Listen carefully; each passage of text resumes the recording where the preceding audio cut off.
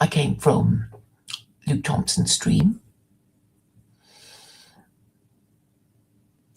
There's clearly a disagreement between us if you go and watch it. I don't mind promoting his stream a little bit just to show the different styles of hospitality, as he calls it, as YouTubers who allow people to come on their streams to talk.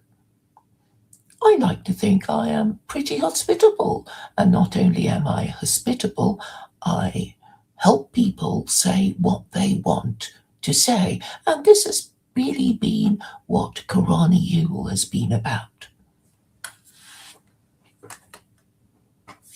Now, Luke Thompson, if you listen to his streams, he will subject you to at least an hour of his wittering, which is basically about nothing.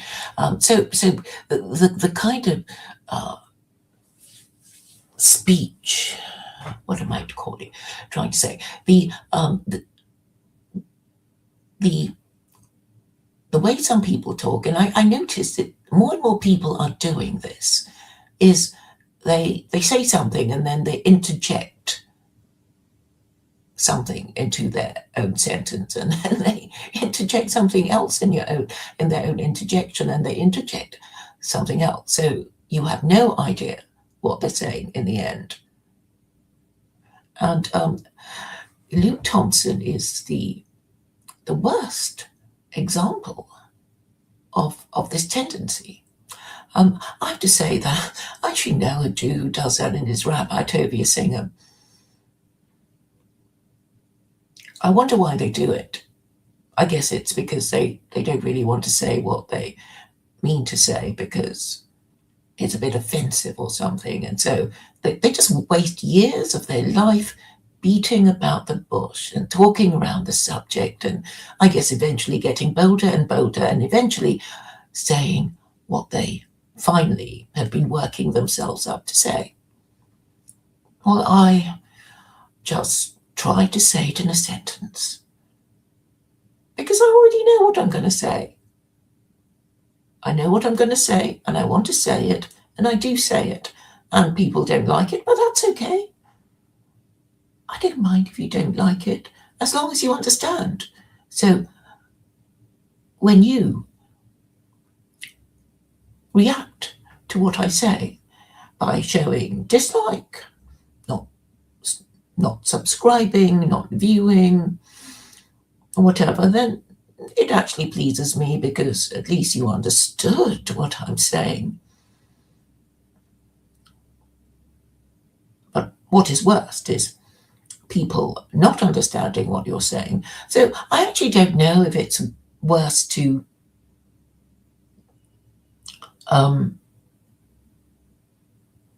say something and then for people to pretend that they don't know what you're talking about. But it doesn't matter.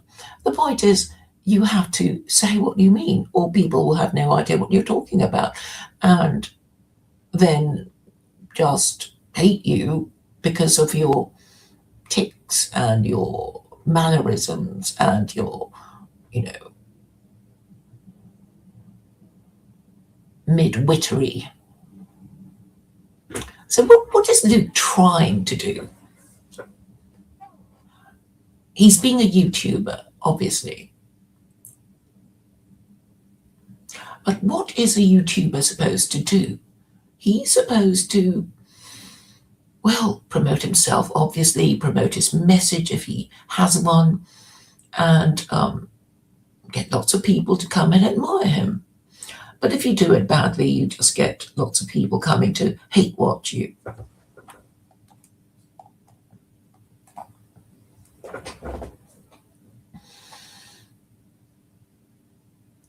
And this, I think, is what Luke does. And maybe he doesn't care. But the point is, what he does is witter on for a whole hour, and then he gets other people to witter on for longer, who have nothing to say either. And this is a phenomenon that I am particularly interested in.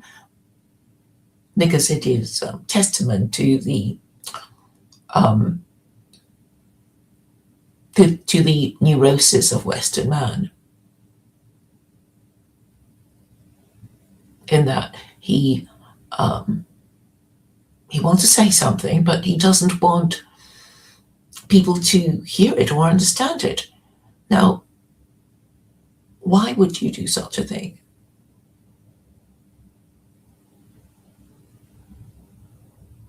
It's completely neurotic, isn't it?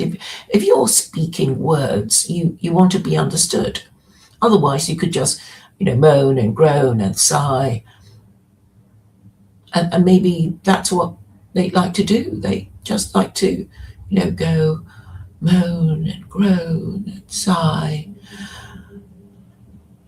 But they want people to think they're intelligent men because they're college educated.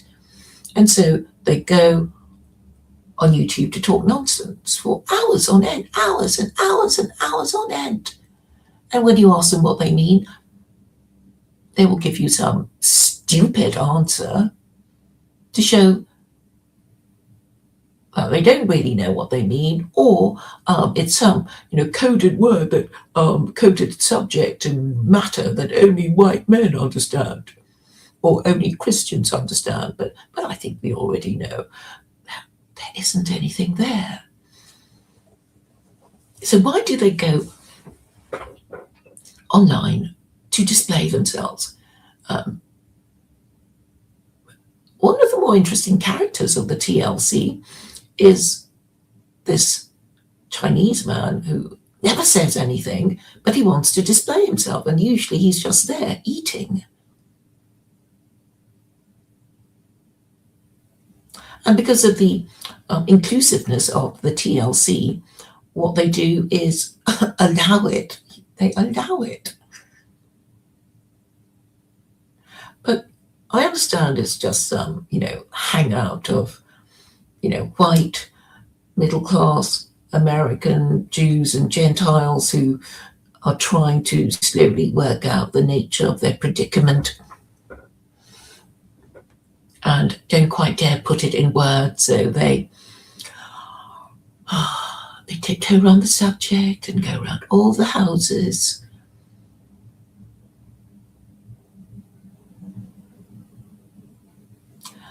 And never have a proper conversation. So really my problem with Luke is that he appears to be promoting some very intellectual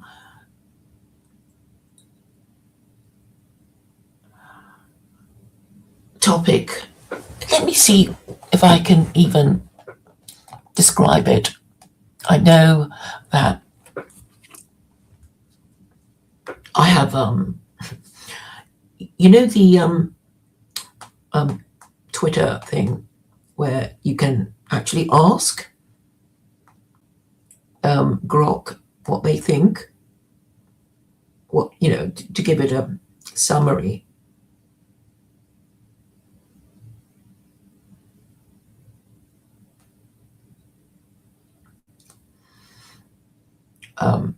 To give a summary of the profile of the person.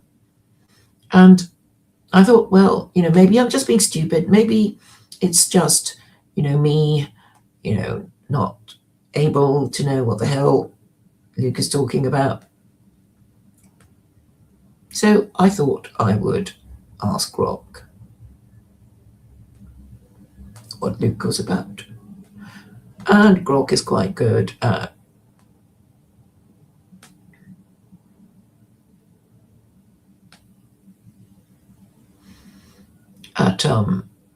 giving these kind of essay-like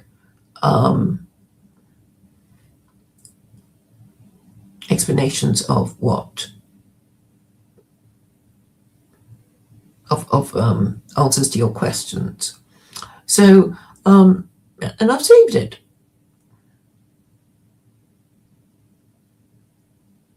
So this is what it says.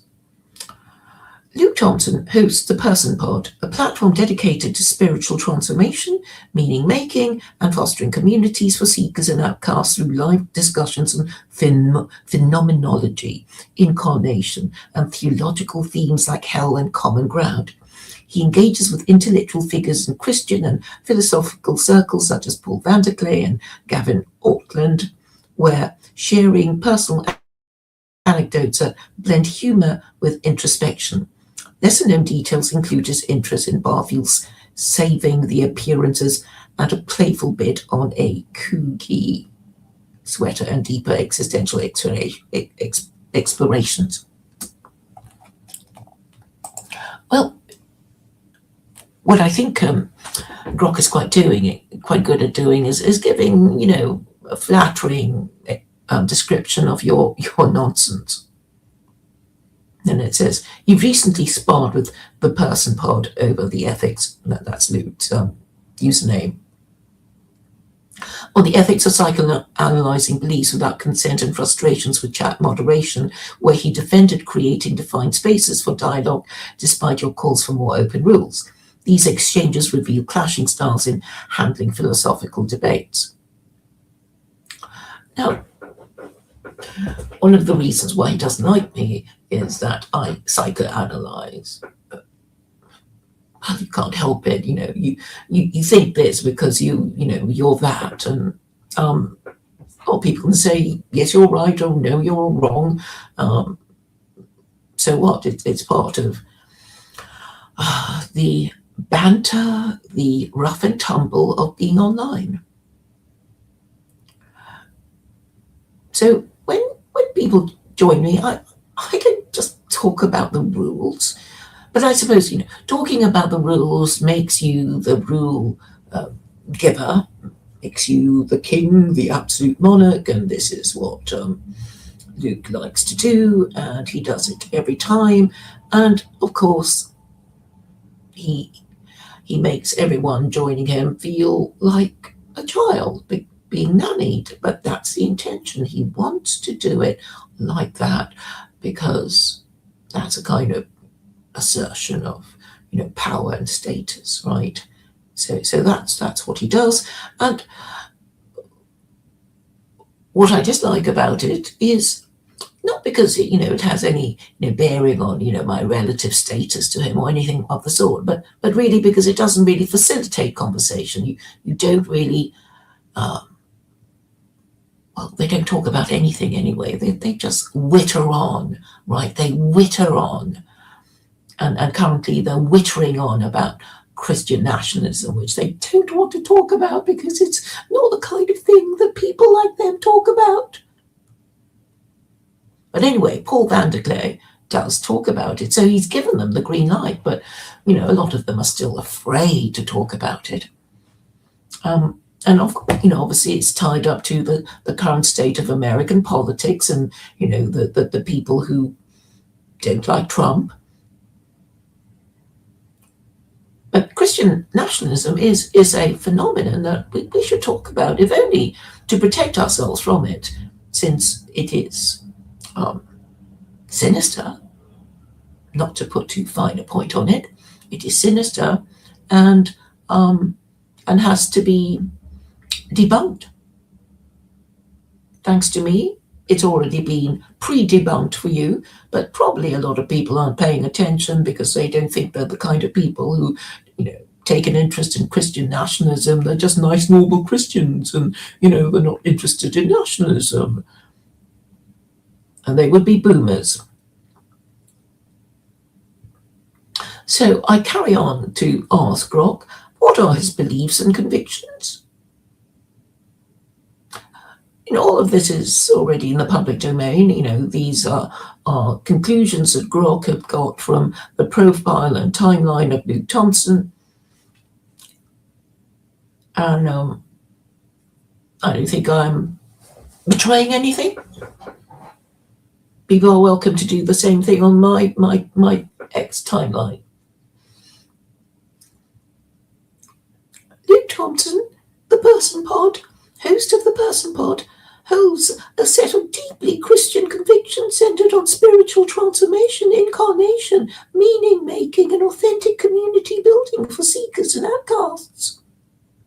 His views emphasize lived faith over rigid dogma or control of others' beliefs, while still insisting on having strong personal stances.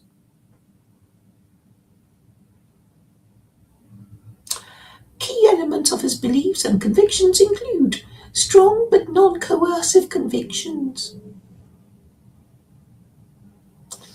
Strong but non-coercive. It's like, okay, so he's not a Christian nationalist, which is why he doesn't want to talk about it, right? I'm the nice kind of Christian. I'm not a Christian nationalist.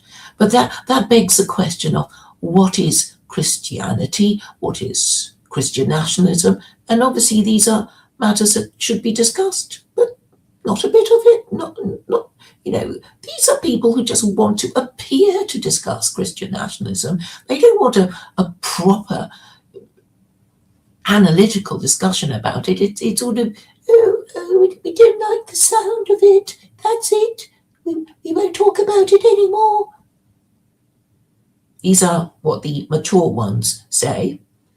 But the younger ones, they're obviously prepared to go through 3 hours of talking rubbish to each other. And then, towards the last half hour, they might say, Nick Fuentes or Christian nationalism, right at the end. So, and it's presumably to get the hits, the views, the likes, whatever. And maybe it doesn't matter that, these, retards and losers can, have time to, speak to each other for 3 hours and say nothing. But they're just sort of hanging in there for the word Nick Fuentes, Christian nationalism. And that's enough for them. I mean, I've been on X spaces where, just utter charlatans, claiming to be, lecturers, they talk for, about an hour and really they have nothing to say other than, these sort of keywords that are meant to attract these sort of losers and morons and retards and saddos. Because they're so, they just want the vibe, right? They want the vibe. They don't really want to talk about anything deep. They just want to, be in the vibe of people who get turned on by these words, Christian nationalism and Nick Fuentes. And that's it, that'll do them. After they have ejaculated, presumably.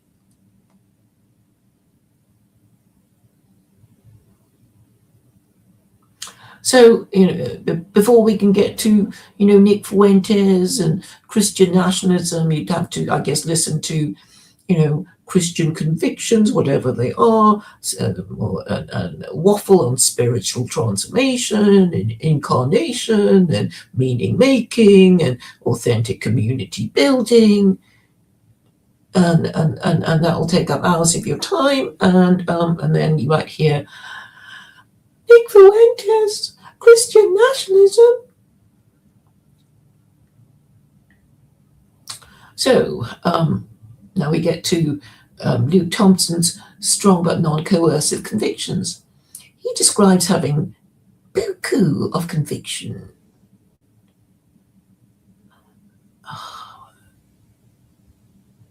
Where?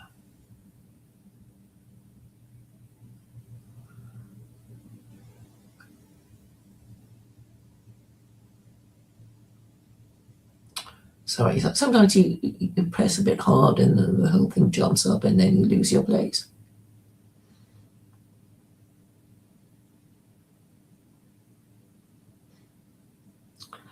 So he says, Luke Thompson has little to no desire to control others' honest beliefs. Talk about a fascist on his own channel. You've been on my streams, or you know how I conduct my streams. I do not tell you what the rules are as soon as you come in. I just talk to you, right? And if you're being stupid, I might remove you. But I don't need to spend 5 minutes telling you the rules every time you want to come in. But, Luke gets a kick out of doing that. So that's what he does, which suggests that he likes to be king of his domain. If only on YouTube, on his channel. So back to the point of strong but non-coercive convictions. He has little to no desire to control others' honest beliefs, viewing that as between them and God. But he sure likes to tell you what his rules are. Conviction involves making choices and living them out, not achieving certainty or forcing agreement. Yeah, I mean, it's pretty vague, isn't it? I mean, conviction means you believe in something, not, you make choices. We're always making choices, right? So, it's utterly nonsensical. If you have any convictions, then you would be prepared to answer questions about what your convictions are, instead of, never defining your terms and always running away.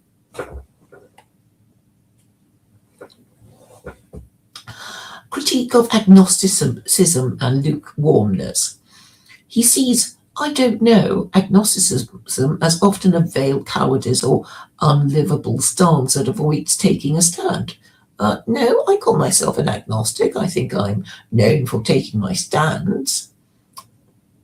Yeah, I'm known for taking a stand. People aren't in doubt about what it is I am saying, even if they often get it wrong. Life requires conviction to incarnate beliefs fully, according to Rilke. The point is to live everything. He just likes all these sort of this vague shit, right? The point is to live everything. What the fuck does that mean? The fundamentalist who faithfully lives their own conscience without colonizing others is, in his view, closer to holiness.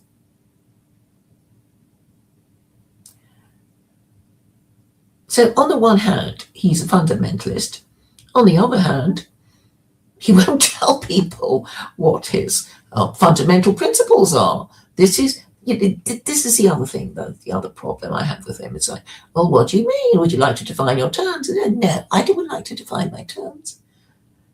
So it's like, well, if you can't even explain to me somebody who's actually interested in what you are saying, then clearly you have no convictions.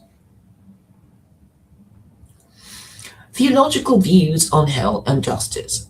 He believes God is more severe in his justice than eternal conscious torment.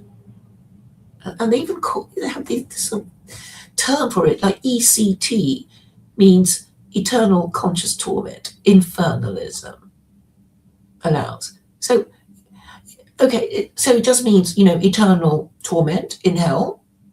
And we know in the Quran it says, you're just going to be, burning forever. Your skin will grow back in order for it to be burning again and again for all eternity, right? It's the worst thing you can imagine. And this is basically what hell is. I don't know what reason anyone has to say, oh, perhaps it doesn't mean eternal. It's like, well, who told you it wasn't eternal? I mean, the whole point of hell is, the worst thing imaginable, and then you have these, I guess, Christian theologians saying, oh, perhaps it doesn't mean eternal. And and you have people like Luke entertaining the idea. To continue, he engages seriously with the major positions infernalism, ECT, which means eternal torment. They use all these stupid words to confuse everyone. Conditional immortality, which is annihilationism. So conditional immortality is death is the end, which is the atheist view. So last week I was arguing with him. Well, what's a point? What's a point of a Christian taking on atheist views and saying, oh, you just die and that's it, and there's no, no eternal torment or any torment of any kind, because when you're dead, you're dead. You won't, nothing more will happen to you. I mean, it's just so dumb. I can't stand it. And then something else called apocatastasis, apocatastasis or something, universal reconciliation. So I don't know what that is. I think that's Luke's position. So how would you get universal reconciliation? Everyone goes to heaven? Really? I mean, it's just so fucking dumb, isn't it? What's the point of, this whole system, the Abrahamic belief and moral system of heaven and hell and good and evil and right and wrong, and, it's just unbelievable. To continue, he argues God cares about what we believe regarding hell because it reflects the God-man revelation, the God-man relation and the incarnation. Well, yeah, of course God, if he exists, says we have to believe in him and worship him and trust him and obey his laws. I mean, that's the whole point of it, isn't it?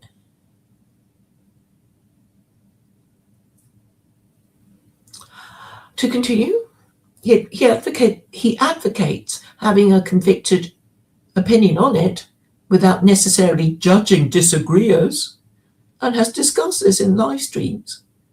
Yeah, but I'm sure he never got anywhere because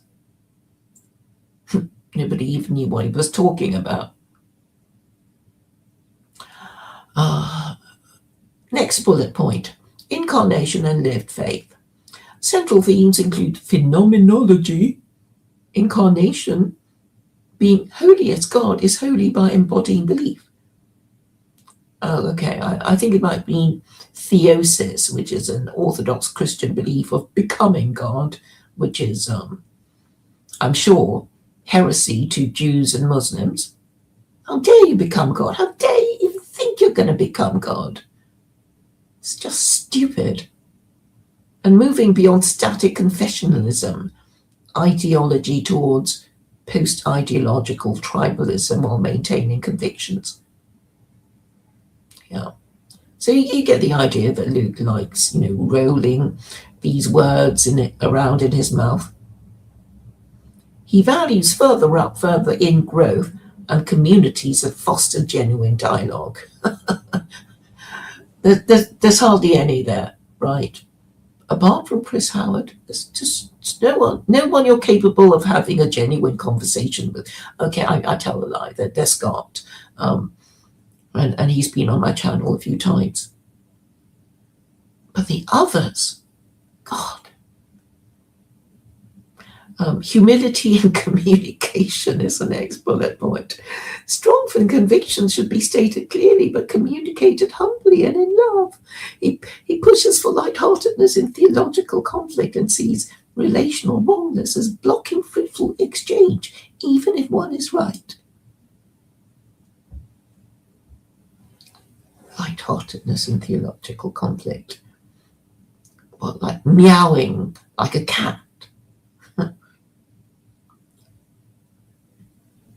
Overall, his framework blends Christian orthodoxy, focus on Jesus, incarnation and transformation, with influences like Owen Barfield, Rilke, and broader phenomenological existential explorations. I mean, doesn't it sound so bloody pretentious? He prioritizes personal authenticity, community for the marginalized, and avoiding control or gatekeeping, while refusing to dilute belief into relativism. Okay, and then the next question I ask is, who is this Owen Barfield?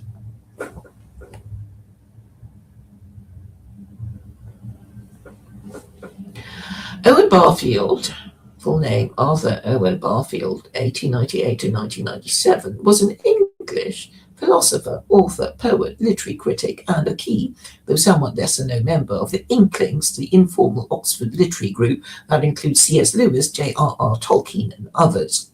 Born in London, Barfield served in World War I, studied at Oxford, where he met and formed a deep and lifelong friendship with C.S. Lewis, and initially pursued writing.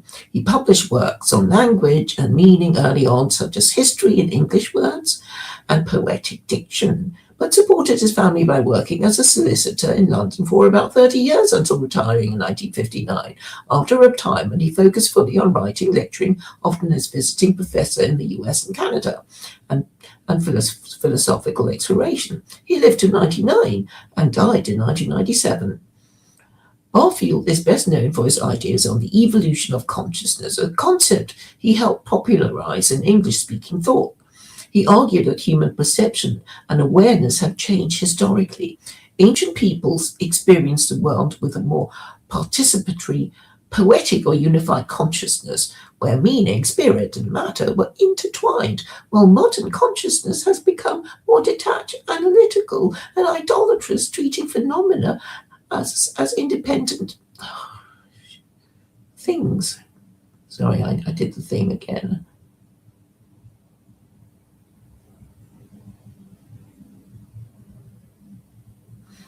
You know, when you press too hard and it just pops up and you lose your space.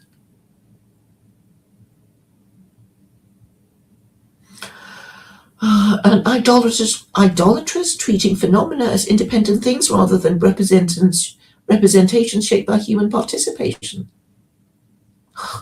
And what does it? Why do these? Yeah. So Luke likes this sort of pretentious pseudo crap, and obviously he doesn't like me asking him what it all means, because then it would puncture his balloon of pretentiousness. He called for a future final participation, a conscious, imaginative reconnection with the world that avoids naive original participation or modern alienation. So, his most influential book is Saving the Appearances, a study in idolatry. I should be interested in it, shouldn't I? But I'm sure it's just pseudo-intellectual crap, which explores these themes through history, mythology, philosophy, science, theology, and literature, from ancient times to the scientific revolution and romanticism. It critiques modern idolatry, treating representations as final realities, and ties into Christian ideas like the incarnation. It's all nonsense. Other notable works include Worlds Apart, What Coleridge Thought, and essays on language, myth, and perception. Barfield was deeply influenced by Rudolf Steiner and anthroposophy,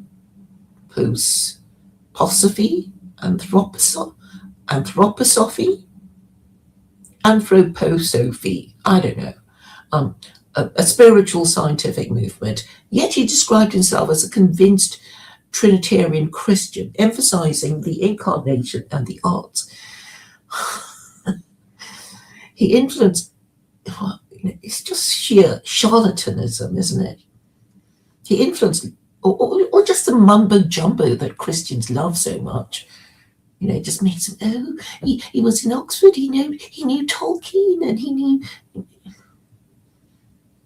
he influenced Lewis profoundly. Lewis called him his wisest and best unofficial teacher, and dedicated The Lion, the Witch, and the Wardrobe to Barfield's daughter, and his linguistic and phenomenological ideas shaped Tolkien's views on language and myth. I hate Tolkien.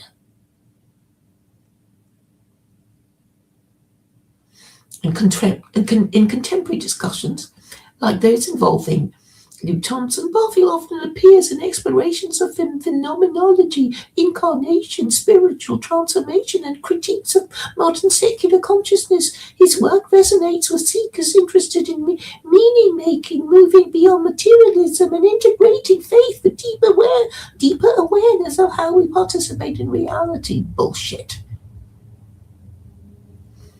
What denominational Christian is Luke? Luke Thompson, the host of the Person Pod, does not appear to affiliate with a specific traditional Christian denomination in the conventional sense. For example, Baptist, Anglican, Reformed, Catholic, Orthodox, Lutheran, etc. His online presence, conversations, and self-descriptions emphasize a broad, post-ideological, transformative Christianity focus on incarnation, spiritual growth, meaning-making, universal reconciliation or hopeful universalism, phenomenology, and authentic community, often for seekers, outcasts, and those disillusioned with rigid structures. Key indicators from its public content and interactions. He grew up in a non-Christian spiritual group called the Emin. What, Tracy Emin?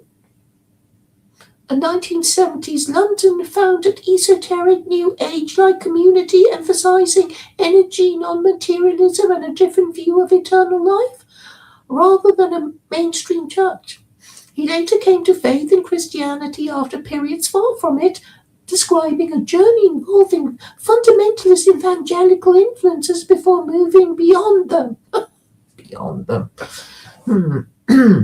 He identifies as Christian, sometimes playfully or provisionally. For example, I call myself a Christian, with strong convictions on core themes like the incarnation, hell, critiquing eternal conscious torment, ECT, as incompatible with God's goodness, leaning toward hopeful universalism or annihilationism, compatible views, lived holiness and avoiding coercion and belief. Okay, I'm getting a better idea of it now. So, Luke wants a Christian brand. And you know these Christians, they just come up with any old shit, and unilaterally they say, "Oh, hell doesn't exist because I don't like it." And nobody says, "Oh, but who gave you the right to unilaterally abolish hell just because you don't like it?" It's like no one, but I guess the church is just so desperate that they'll let anyone call themselves Christian, so they can really say, here are all these people who identify as Christian, even though they're basically saying things that would be considered heresy and blasphemy by more traditional kind of Christians. And Luke has cleverly said, well, I'm not in any denomination, so nobody can say you're just talking shit, right? You're just talking shit. How can you make this shit up? We're going to kick you out of our church. But of course, since he's not a member of any church, nobody can kick him out, and he can just pretend to spout this nonsense and sound intellectual while he's doing it. And that's his game. And all these sort of morons just, clamber to be on his channel because he sounds vaguely intellectual and because they want to hate watch him. He engages positively and frequently with Eastern Orthodox thinkers and figures, for example, praising American Orthodox voices, referencing theosis, reconciliation as the teleos of the church, and appreciating Orthodox approaches to theology as experiential holiness rather than systematic intellectual. I don't know what the fuck that means. Let me read it again. He engages positively and frequently with Eastern Orthodox thinkers and figures, referencing theosis / reconciliation as the teleos of the church, and appreciating Orthodox approaches to theology as experiential holiness rather than systematic / intellectual. Yeah, it's sort of whatever you feel, mate. Whatever you feel, mate, is the right thing. He has critiqued post-Augustinian projections onto scripture and shown interest in Orthodox phenomenology and anti-confessionalism discussions. I don't know what the fuck that means. He has critiqued confessionalism, rigid doctrinal gatekeeping in churches, Protestant schisms, stroke Reformation outcomes, and big box evangelicalism, while appreciating humble, lived out fundamentalism when non colonizing and small mainline churches in some contexts.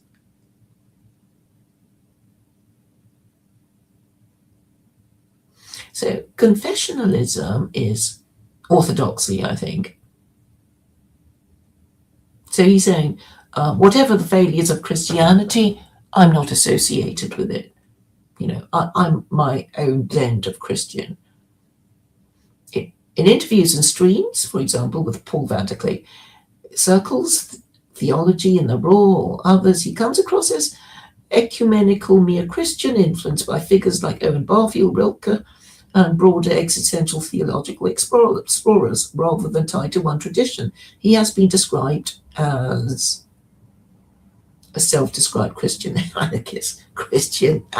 That was what raised my hackles, really.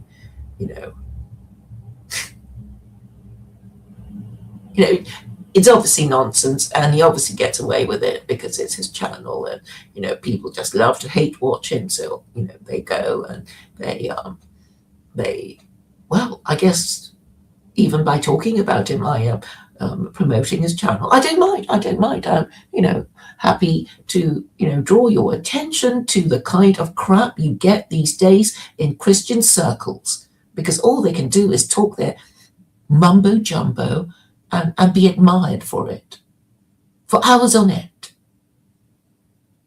So, of course, Christian nationalism will never get off the ground the way they're carrying on. No explicit statements tie him to a particular denomination or local church membership.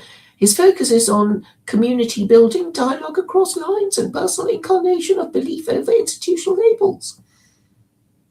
In short, Luke embodies a non-denominational conviction-holding but non-coercive Christianity, likely closes in favour to hopeful universalist Barfield influence post-evangelical or ecumenically orthodox-leaning thought without formal denominational commitment. His emphasis is on lived faith, transformation, and open hospitality rather than confessional boundaries. So I've learned something new today, like, confessionalism means orthodoxy, I think.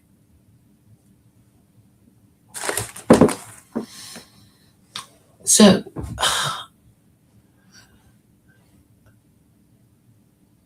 if you're thinking of Christian nationalism, you should have another think. Really, these people are not going to get you anywhere.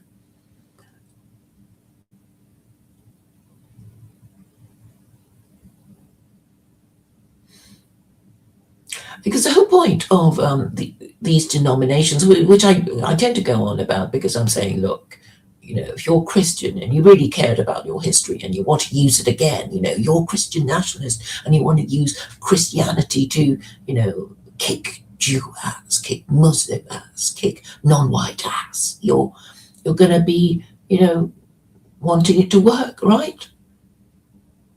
That's what you'd be doing. I mean, we already know that Christian nationalism is really an upgraded form of white nationalism.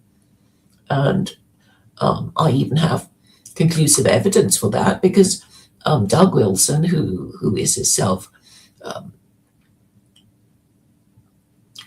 who identifies as a Christian nationalist, has posted about miscegenation, which which clearly reflects the concerns of the people who follow him. As you know, miscegenation is very much a white nationalist concern.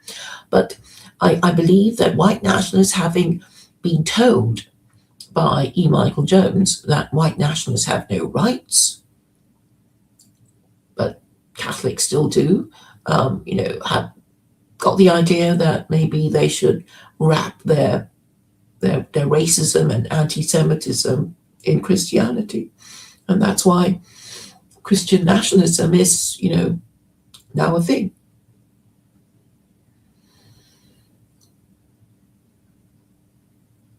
But I think even if they're going to really go for it,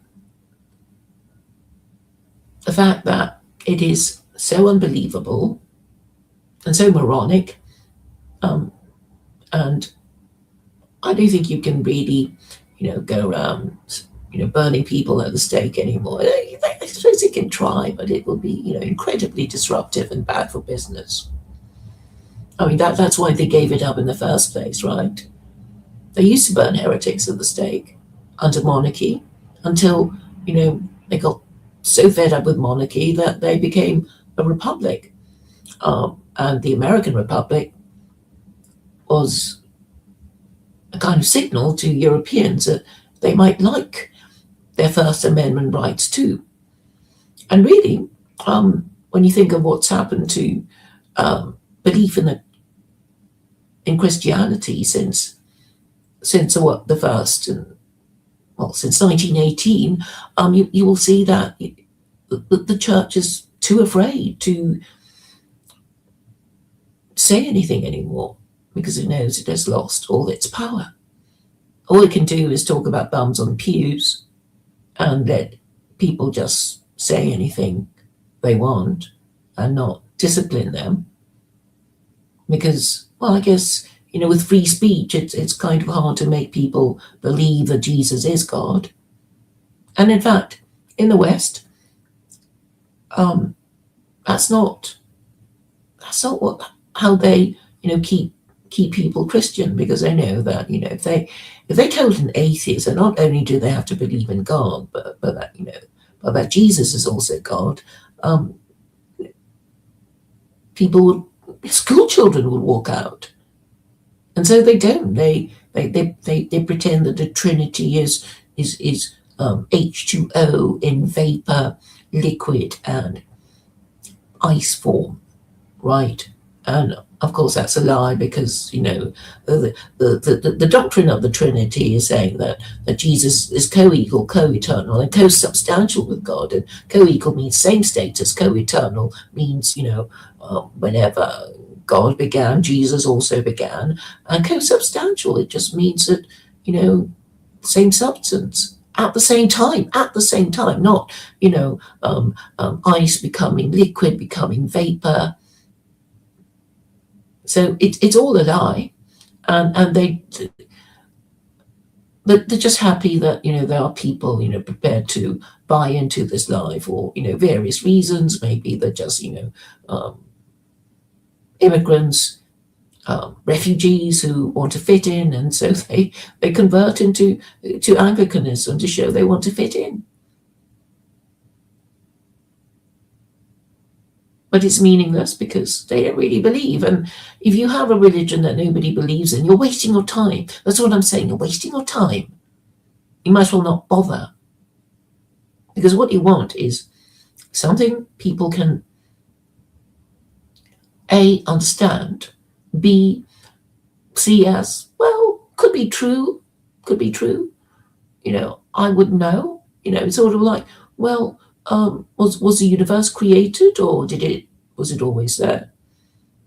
Either could be true, but you can take a position after you've decided, well, that if you want to obey the laws of God, and if you want to obey the laws of God, then you want to have to believe in God. If you want to believe in God, then you have to believe that, well, God created the universe, and then it becomes logical, right? And then it makes sense, and then you can go about with confidence and conviction in your beliefs, not in the pathetic way that Luke Thompson is doing. He obviously can't. He won't have a conversation with me. It's not,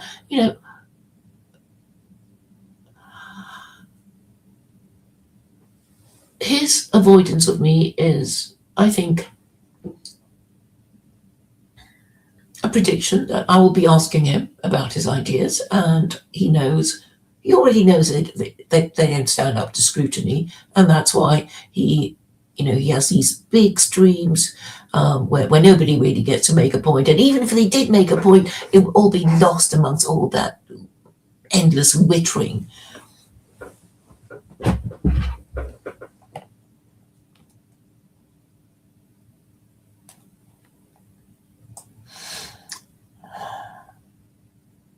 Well, thank you for staying after having listened to me. All right. I will now read your comments.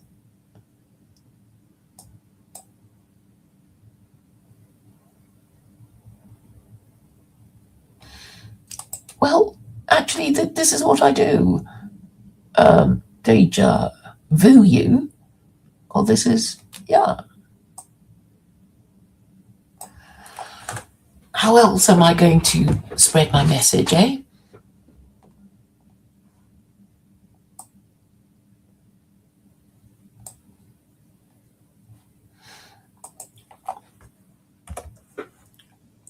Does he go to church, Almond Tree?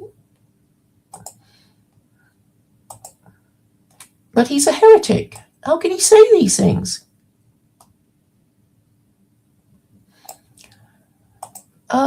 It's a, when you, I guess it's a chatbot summary. Let's call it that. When Grok, you tap that thing and Grok gives you a reading of the profile.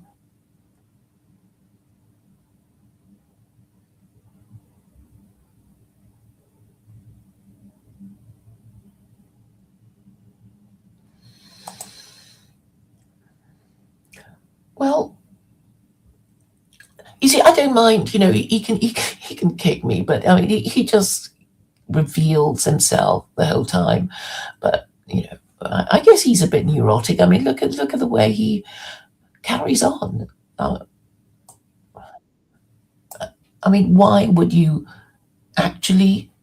Oh, cool, he's here.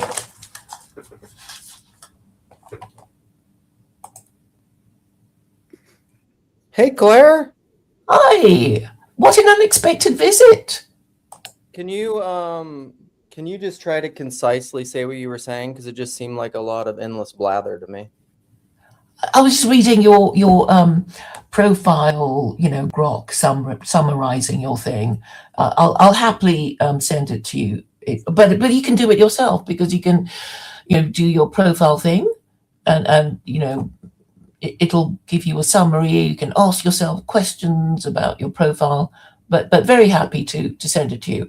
Um, but So I you think, asked Grok to summarize my YouTube profile? yeah. Didn't you know you could do that to yourself? I don't know. No, I mean, I suppose I knew you could. I hadn't really thought about doing it to have like an AI tell me about myself, but Oh, it's you know. it's really cool. So, well, occasionally I do that to myself. It's I guess it's a bit like people googling themselves, to see what people might say about them, that kind of thing. Nice. Do you think that it's right that if I have rules on my channel and then you come on and break the rules, that then I would kick you? Do you think that's right? Um, sure, but I think it's the nanification of all the people come to your stream that makes them hate you. And I think it's unnecessary. So, you can come on, you can insult me, and I won't kick you. Well, I mean that's your prerogative because it's your stream. But I'm just saying, Mhm. like, is having rules and then following those rules and then disciplining people when they break the rules, is that nanification or is that just having rules? I thought you were a big advocate of having rules. Yeah, but I think people can sort of sense how I want things done, and they tend to behave. I mean, um, there were times when I did host these really really long streams, and I would go to bed, and people would kind of behave themselves. After I'd gone to bed. I mean, I was just being hospitable for people who want to talk about their stuff, and yeah, they would behave themselves, and I didn't even have to be there. But I guess we have different ideas of hospitality. Well, for But sure. And I mean, and that's fine. That's great. That's part of diversity in different mediums is that you can have a channel where people come on and they have like hardcore debate things. Like that's just not I'm not really I don't particularly like debate. I mean, I think there's a time for it. I'm not particularly good at it. It's not something I really want to do, and so that's just something I don't really like to do on my channel, although it happens occasionally. But I think it's totally fine if somebody else wants to do that.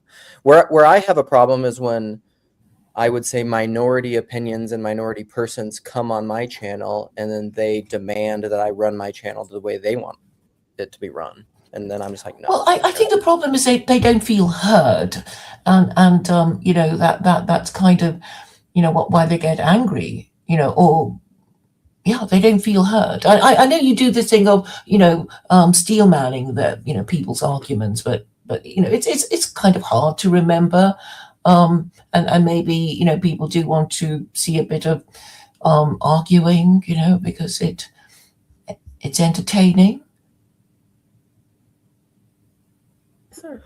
Yeah, I think, and then and again, that's fine, but like I don't have to do that. And if No, I no, and you I you really don't, huh? no, I'm really not trying to tell you how to run your streams. I'm just explaining why I find it frustrating, and others. It's not just me, right? You can read the comments, and people, do get annoyed, and and maybe, Do you think it's a majority of people that get annoyed? well, enough people get annoyed. But okay, why are we here? Why are we running our YouTube channels? We have a message to promote, don't we? I mean, I or would we say just sort of I lonely and we need to talk to people. I mean, what's your reason for being on I YouTube? would say that I don't. I think I've explicitly said that I don't run my channel as a message of promoting. It's not information based. I'm not trying to colonize people with a certain ideology or bits of information. I'm trying to model and engage in internet hospitality and a way of engaging with people that I think is healthy. So it's much more about my way of engagement versus any particular message. Yeah, and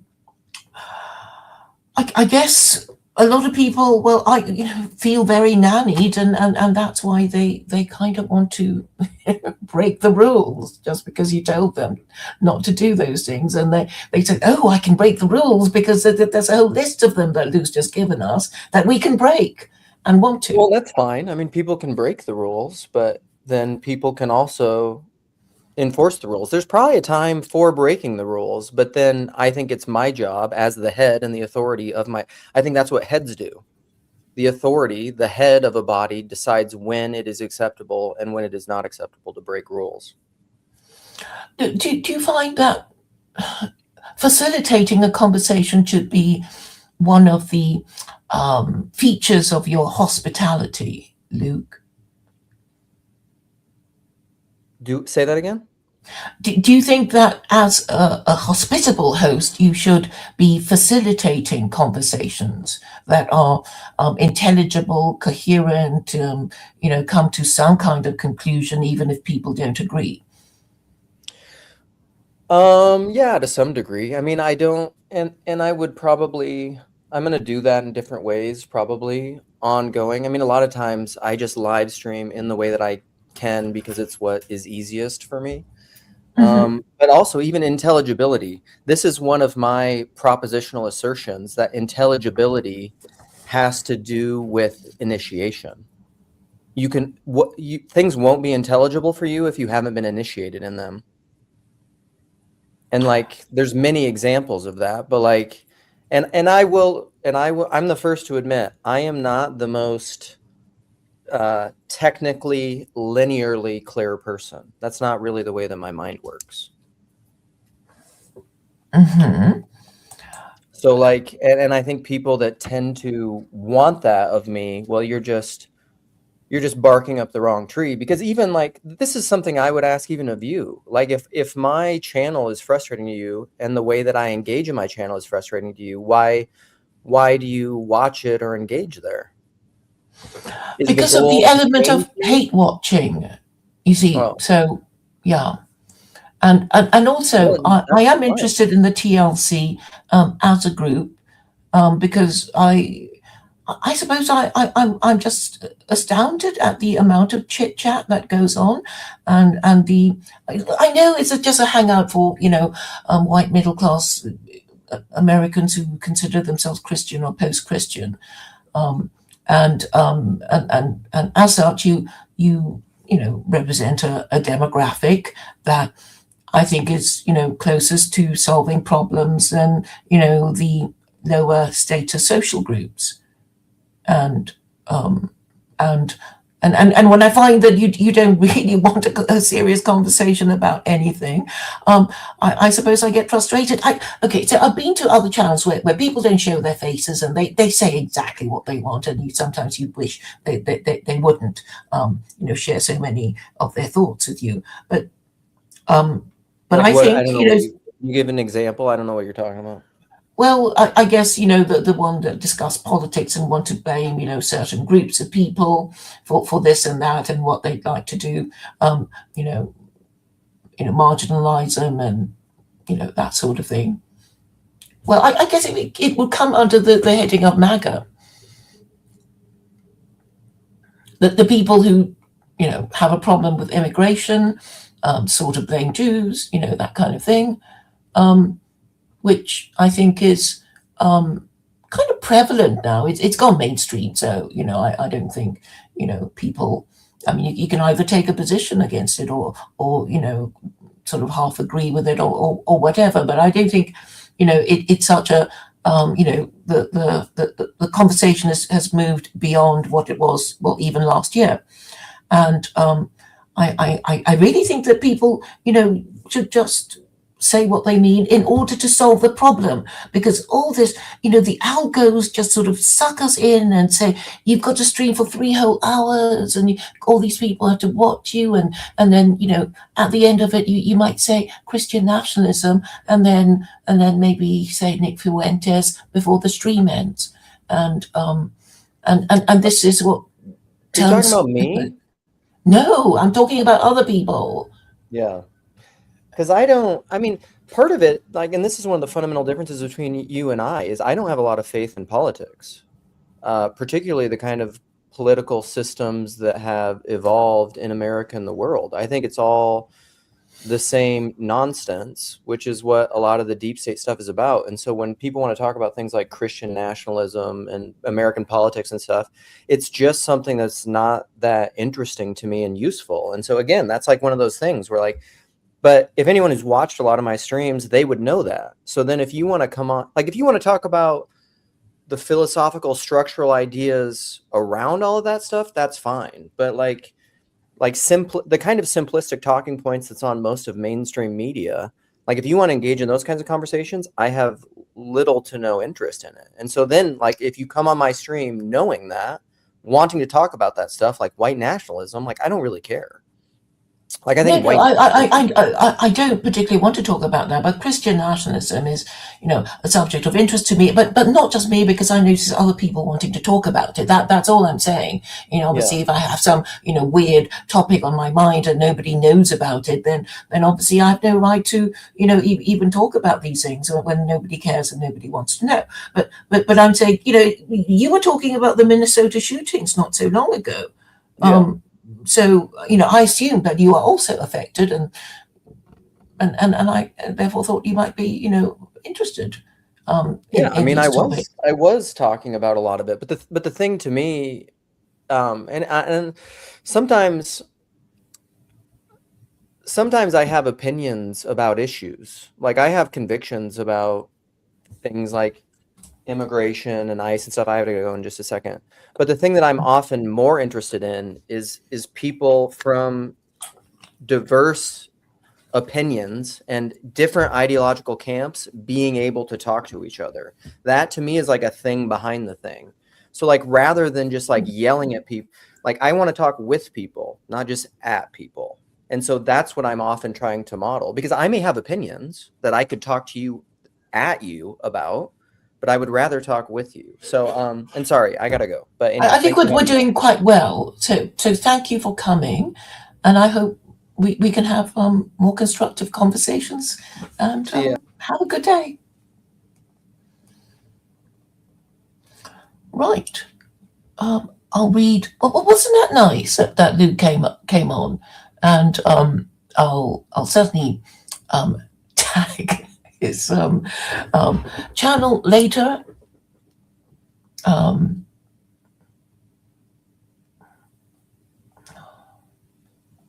right. I'll read all your comments. Okay.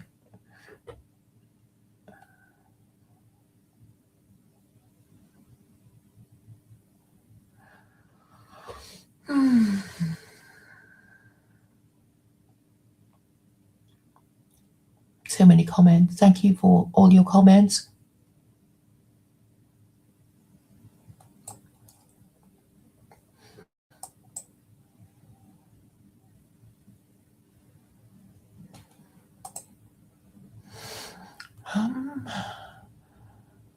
They did ban Joseph for his bigoted comments rather than banned you and Nathan for pointing out his.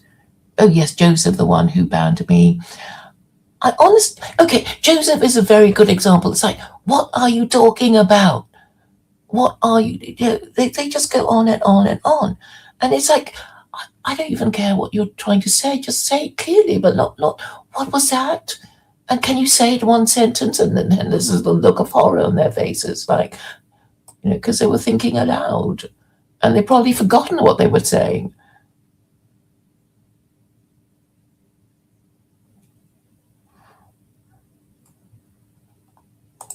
Actually, I will send Luke a copy of it, if I remember. Well, yes, okay. Thank you, Asad, for saying Christians do not agree on anything. And the thing is, what people need to understand is that all these Christian denominations and Christians these days don't even care who won the wars of the Reformation. You would have thought that, it's my religion. Don't I care which of the varieties of my religion is the best? But they just don't seem to be interested. It's just a kind of, a badge or a kind of scarf that they wear, or, earrings or bangles or whatnot. It's your religion. It's important. It's about your people, your country, your empire. And when I try to tell them, they don't get it. They don't want to hear. And what I find most exasperating of all is that you've had a college education. You should be able to understand what I'm saying. I have simplified it for you, but I think they're just pretending. And obviously, if no Christian can agree on anything, then the only measure of Christian success is through empire. And I'm saying that the Protestants won the wars of the Reformation. So so why are some of these Protestants converting to Catholicism, like Mark Parker said he would? And I think the answer must be, even though it's not properly acknowledged, is that the fact that the Pope is now an American may have something to do with it.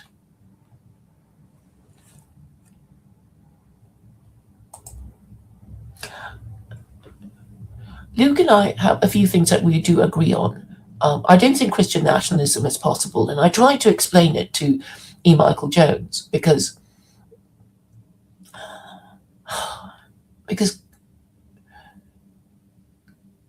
if Americans want to use it, why would they be using a supranational form of Christianity? So the whole point of the Reformation was, there was a pope, and he was, bossing all the European monarchs around until they rebelled, and then they all got the same idea as Henry VIII, who said, "I'm going to be my own pope. I'm going to control the interpretation of the Bible." And okay, so that was what he did. And I'm saying, well, do we know if it's worked or not?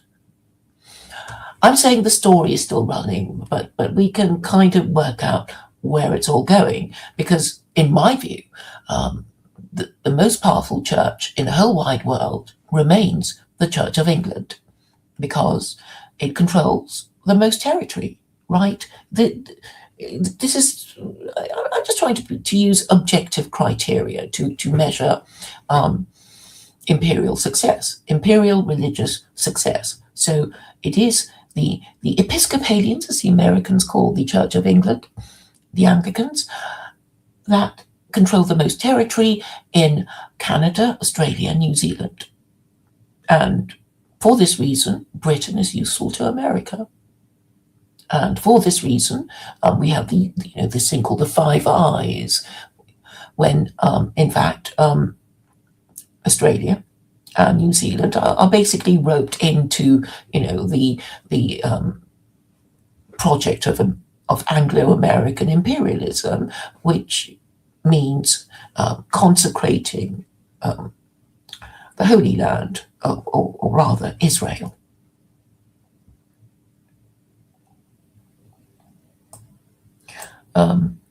Luke asked if he thought if I thought it was right. Actually, I did kind of dare him to say, kick me, and I'm not complaining about him kicking me. Honestly, I'm not.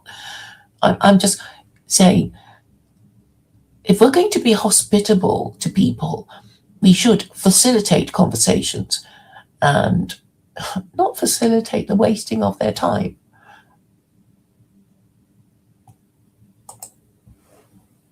When nothing clearly is ever nothing clear is ever articulated.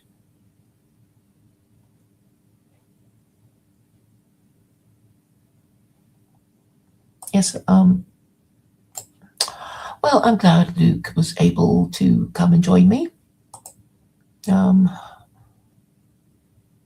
Okay, I don't know why Hassan is telling me all this about the Canaanites.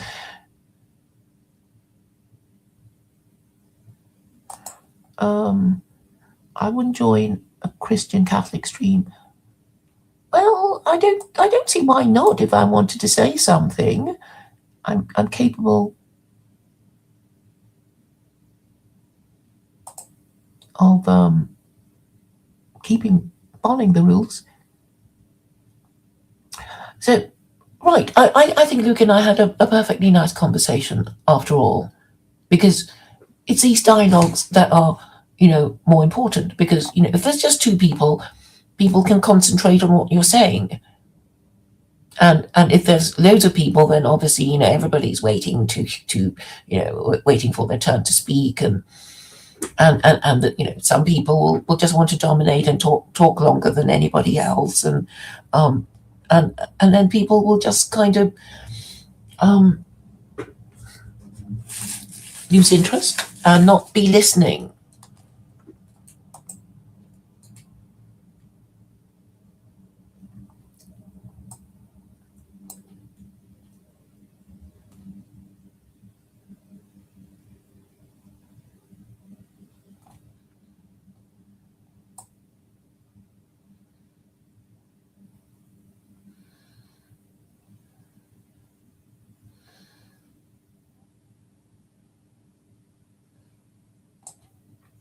I am not demanding anyone embrace my ideas. I just want them to tell me why they think it wouldn't work. That's all I want. I'm not expecting anyone to agree with me at all. But if they don't, they should say, well, your idea is stupid. We've got a much better idea, and here it is. I don't think you have any such thing.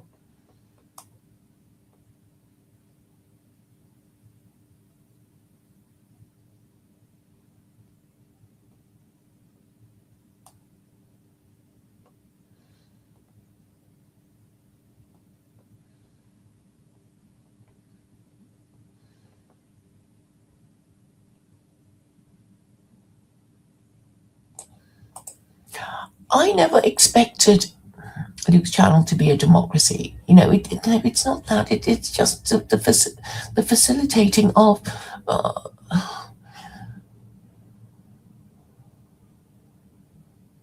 takeaway points. Yeah, I want takeaway points.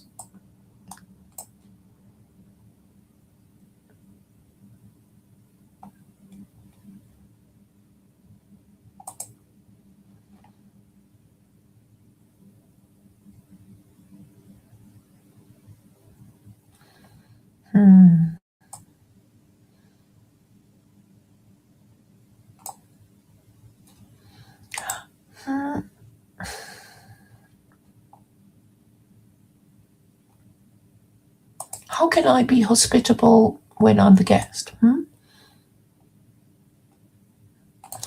Now, I think I made Luke's dream more watchable by being there and by being kicked off. So, well, I think I did sort of perform a service for Luke, and then people can start talking about different um, forms of um, hospitality.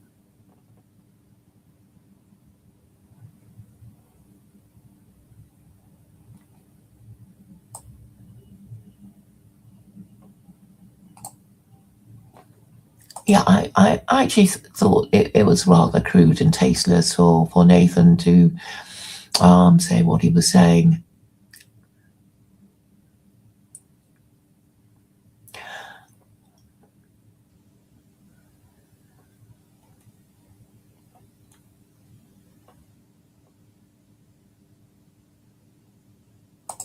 I don't know what you mean. You're God, meat guy sprinkling woo woo salt. I'm not sure what you mean.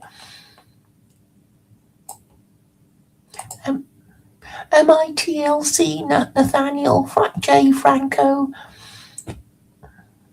I mean, I think there'll be a kind of discussion like, can anyone come and join the TLC just because they want to? Don't you have to be, this and that, or at least this or that? Or can anyone join?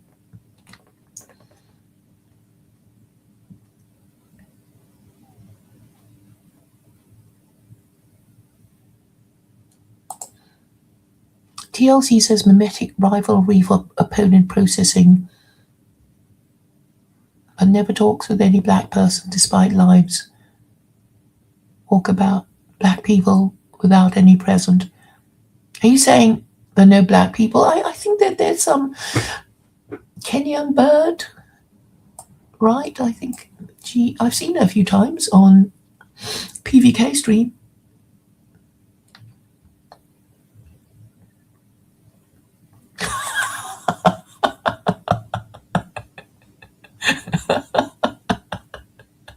That's quite funny. TLC is a cattle ranch for lol cows to graze.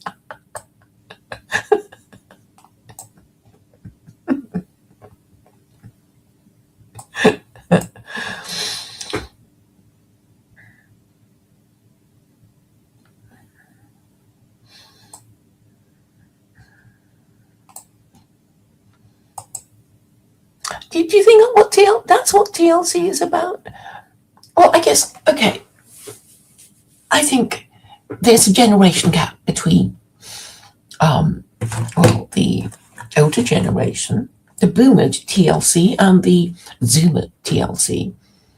And that's why you get one generation saying I'm not going to talk. Well, actually, to be fair, Paul Vanderclay does talk about it. He's kind of pointing, oh, have you seen this channel and that channel, and they're all you know more appealing to the youth than grown-ups, but that's fine. We kind of want to, you know I'm sure under the mind, just floating beneath the consciousness of many heritage Americans is the idea of Christian nationalism. Would it work? Right, that's a question. So I'm just trying to push them into talking in these terms. Would it work if it were functioning at its peak? Right, this is what I want to talk about. Would it work if it got everything we wanted? The Christian nationalists become so powerful, it passes a Christian amendment, and America becomes a Christian republic and abolish the First Amendment. Would that be a good thing or not? That's where I want the conversation to go, and that's why I'm so frustrated with it. Christian nationalism, and then a few minutes silence, and then Nick Fuentes.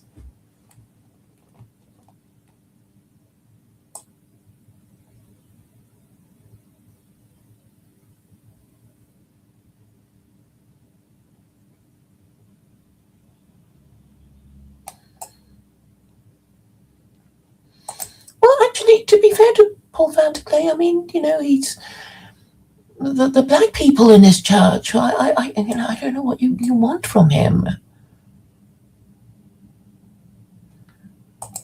Yeah, I think you have a good point there, Stan. TLC wants to be thinky-talky about everything, but then conflates wokeism. No, the thing is, you just need a proper discussion, and you just have to let people just let the two people. They have to. You have to let them speak. You don't. You don't interrupt them. You don't change the subject when the conversation gets heated. You just let it roll. Isn't that the whole point of it? Unless they're breaking the community rules of YouTube usage.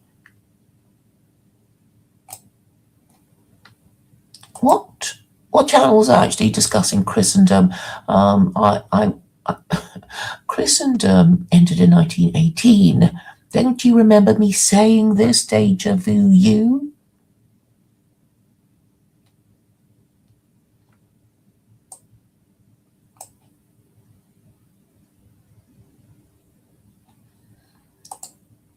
I guess we should care about feelings too, but let us get to the heart of the matter, and then have our feelings. What you saying? TLC does talk about that stuff under the guise of abstractionism and innuendos. Yeah. So like yesterday, there was this Everett Canadian person, and he wanted to talk about Christian nationalism. And okay, maybe they want him to come back, and because it's a kind of teaser thing, right? You get all these people, and you want them to. Well, yeah, you want them to come back, and you want people to ask them to come back, and then you have an ongoing soap opera thing, and that's how you build your channel.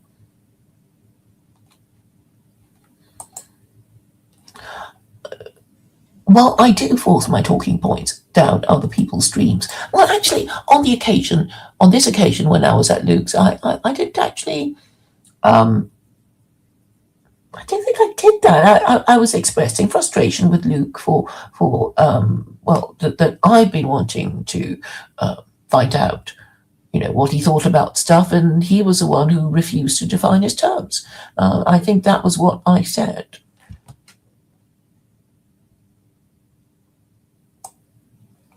Yeah, I know. But transhumanism is, well, what is transhumanism? I'm reminded of what, cyborgs? Are cyborgs are partly human or something? Cyborgs? I know they're kind of like robots, or robots that take human form.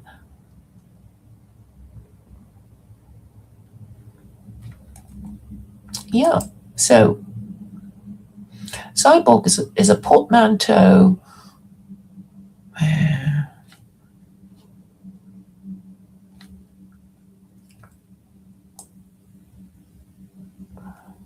Right, I kind of had the right thing that I wanted to read, and now it's gone.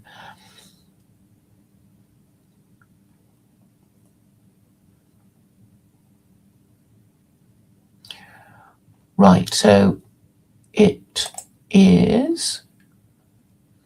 A cyborg is a being with both biological and artificial components, forming a cybernetic organism that integrates technology to enhance or restore human capabilities. So you could have, artificial limbs and a bionic arm, and a pacemaker and that sort of thing.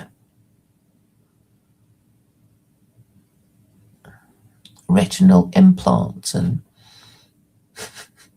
smart medical devices with Wi-Fi connectivity. Bloody hell. Right. Well, I guess, people now want to talk about that. And I suppose the whole idea is about prolonging human life and through artificial means of this nature.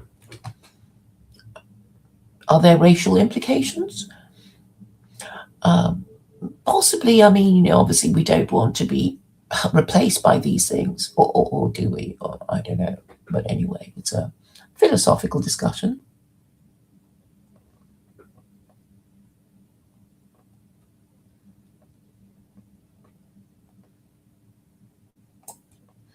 Where did Marcus say it's converting? Go and look at Paul van der Klee's estuary stream.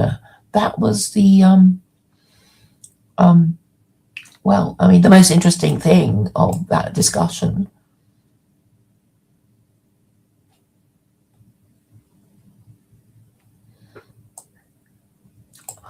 I mean, you can go to Mark Parker's channel because he was, live streaming it to his channel too.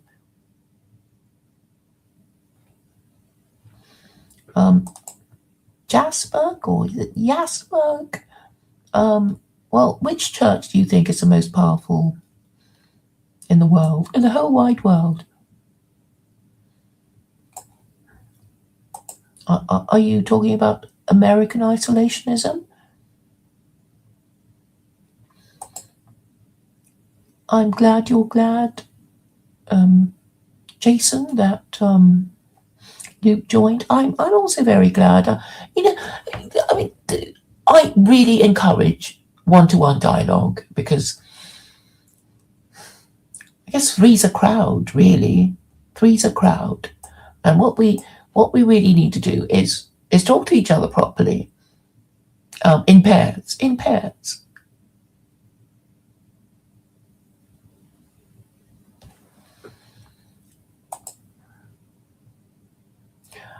I mean, to be fair to Paul van der Klee, I don't think black people would be interested in his streams. It's a very, very, I don't even think white people who are not middle class would be interested in his streams. I don't know why you're trying to suggest that he's a racist.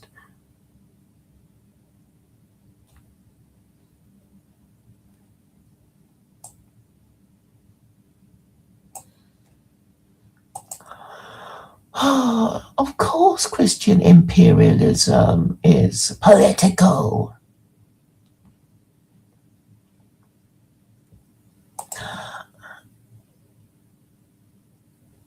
Secular Quranism is just a legal system. It's not a belief system.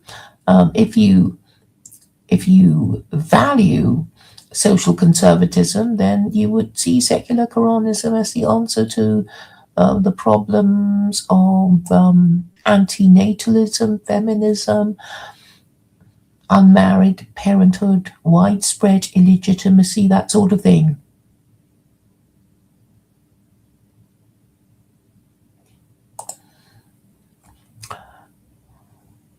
Oh yes, Teo Wambui, I think I pronounce the name right, and Joy, I don't remember who she is. Yeah, Ayaan Hirsi Ali converted to Christianity without much conviction. Well, I think that there's all to play for with secular Quranism because, you see, I know the First Amendment says there should be no establishment of a religion, a state religion, and secular Quranism is not a religion. So it's perfect for America. Because it's not a religion. Let me read out the words of the First Amendment.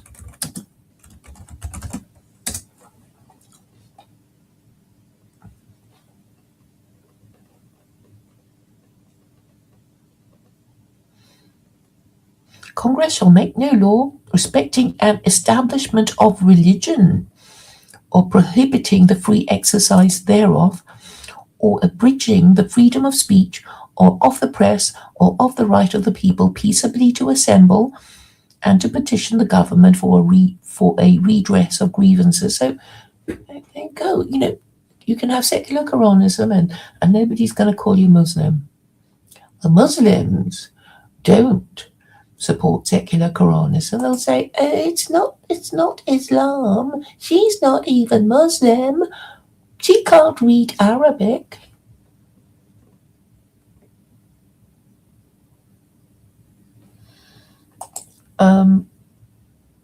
Jasberg, what have I got wrong here?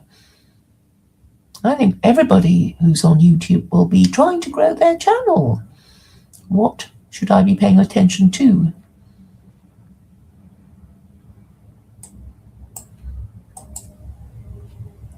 What does it mean to be human? PVK posts ape image on thumbnail. Well, I did answer. I answered that. It means humans. All humans have immortal souls.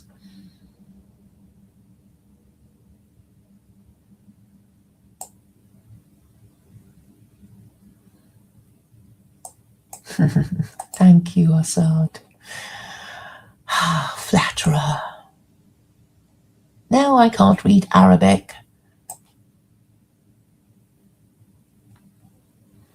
Okay, perhaps I'll read that thing you asked me to.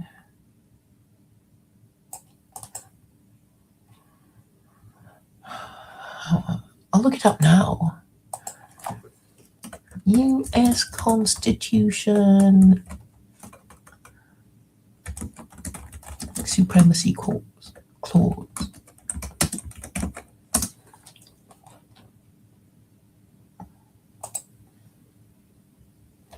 Right, here goes. The Supremacy Clause of the Constitution of the United States establishes that the Constitution, federal laws made pursuant to it, and treaties made under the authority of the United States constitute the supreme law of the land, and thus take priority over any conflicting state laws. Oh, that's fair enough, isn't it? It provides that state laws are bound by and state constitutions subordinate to the supreme law. However, the federal statutes and treaties must be within the parameters of the Constitution. That is, they must be pursuant to the federal government's enumerated powers and not violate other constitutional limits on federal power, such as the Bill of Rights. Of particular interest is the 10th Amendment to the United States Constitution, which states that the federal government has only those powers that are delegated to it by the Constitution. It is the responsibility of the United States Supreme Court in that case to exercise the power of judicial review, the ability to invalidate a statute for violating a provision of the Constitution. Well, that sounds fair enough. What's the problem?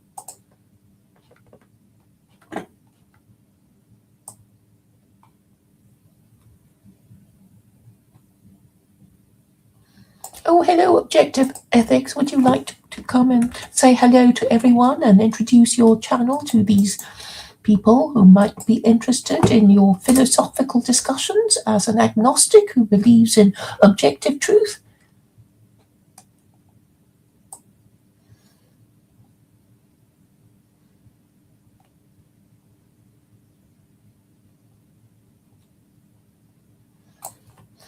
Okay, I'll wait a few minutes. If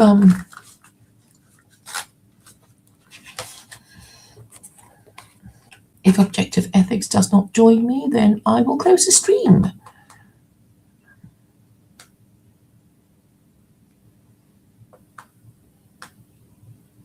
In the meantime, I'm going to check on my phone to see if I'm missing any streams.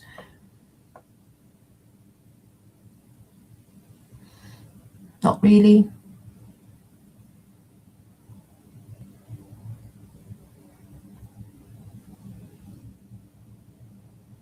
Okay, I guess I've spoken for... Oh, okay. Objective Ethics is coming. Woohoo! Let me find his channel for you?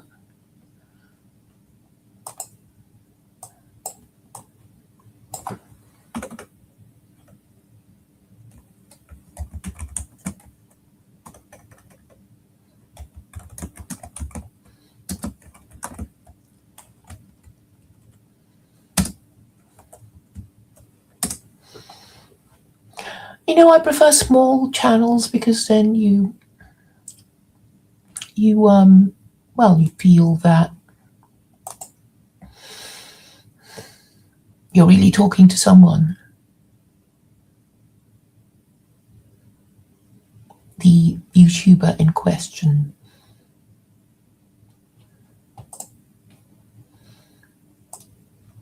Yes, objective ethics is interesting in that he is an agnostic and still believes in objective morality. What is objective morality? I believe it to mean that there are eternal and universal laws, and then I would be talking about the no-height laws, which are a universal minimum moral standard of morality.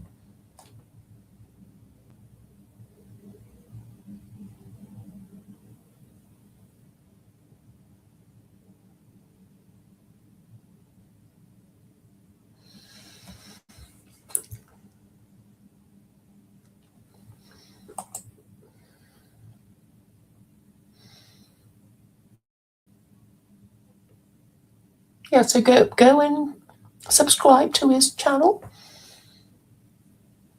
if you like that sort of thing.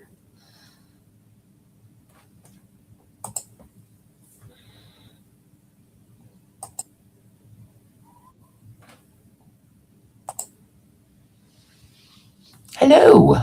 Well, good morning, sister. How are you doing today? I'm doing well. I've had a quite stimulating day. How about you?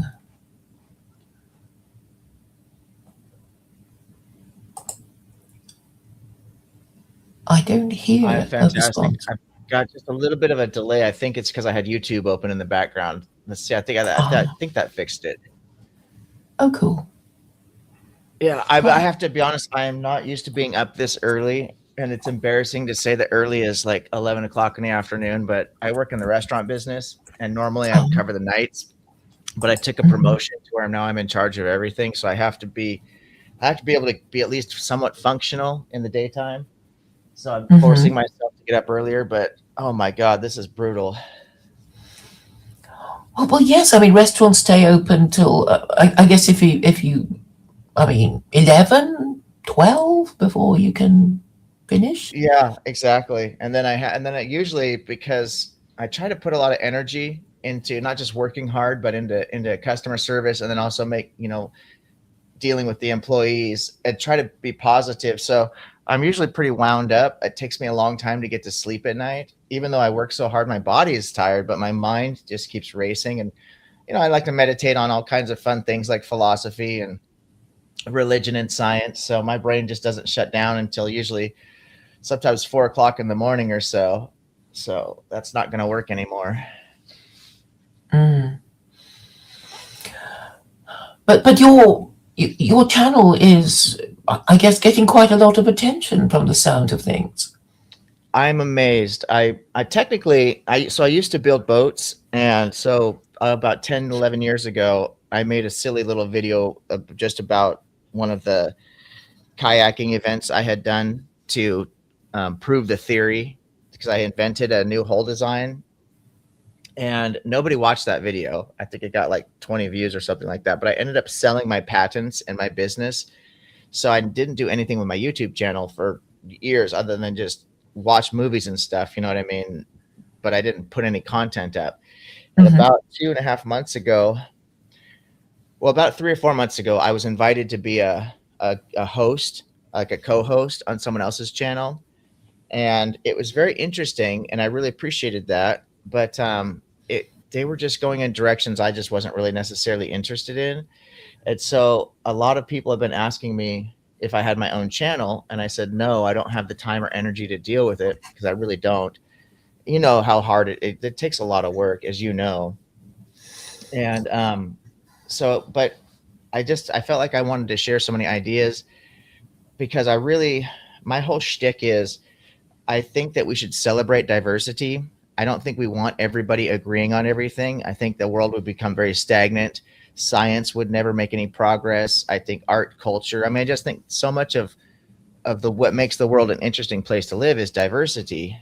The problem is that everybody's at each other's throats. They're always fighting and being so hateful with people that don't agree with them. So I thought I would start a channel, try to bring people together who have different ideas and try to set some kind of an example to encourage people to basically agree to disagree.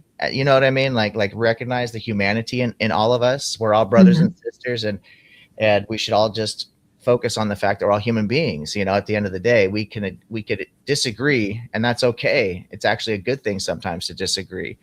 So that's kind of my whole goal with it. I talk a lot about philosophy, and religion comes up a lot. And as you mentioned, I'm an agnostic actually, but I'm not against religion at all. In fact, I find various religious models to be quite fascinating, and I certainly think that there's a utility in religion. You know, for Mm. certain people, as much as it gets used to do so much harm, which is really unfortunate. But I do think that there's a real positive side to religion. I think there's a lot of wonderful things in religious texts, like there's wisdom literature, there's poetry, great narratives. You know, even though I don't believe the supernatural stuff, but so anyway, I don't know. I just kind of went rambling on there. I apologize. I'm still trying to wake up. Well, yes, I think more and more people are talking about religion. Christian nationalism is slyly being promoted, don't you think? Well, I'll be honest with you. I don't take it seriously. I hear it on the internet, and it is getting a lot of attention on the internet, but I think it's more for click value. You know what I mean? More attention. I don't really see it in on the streets. Like nobody anywhere that I go in America, and I've pretty well traveled, is talking about this religious nationalism or Christian nationalism, excuse me. I don't think it's a serious threat because in order to overtake the current political structure here in the country, you'd have to have a pretty well organized effort, you know. And Christianity is so diversified. I mean, I don't know the exact number, and I've heard some pretty wild claims that I find hard to believe that there's over 40,000 different denominations of Christianity.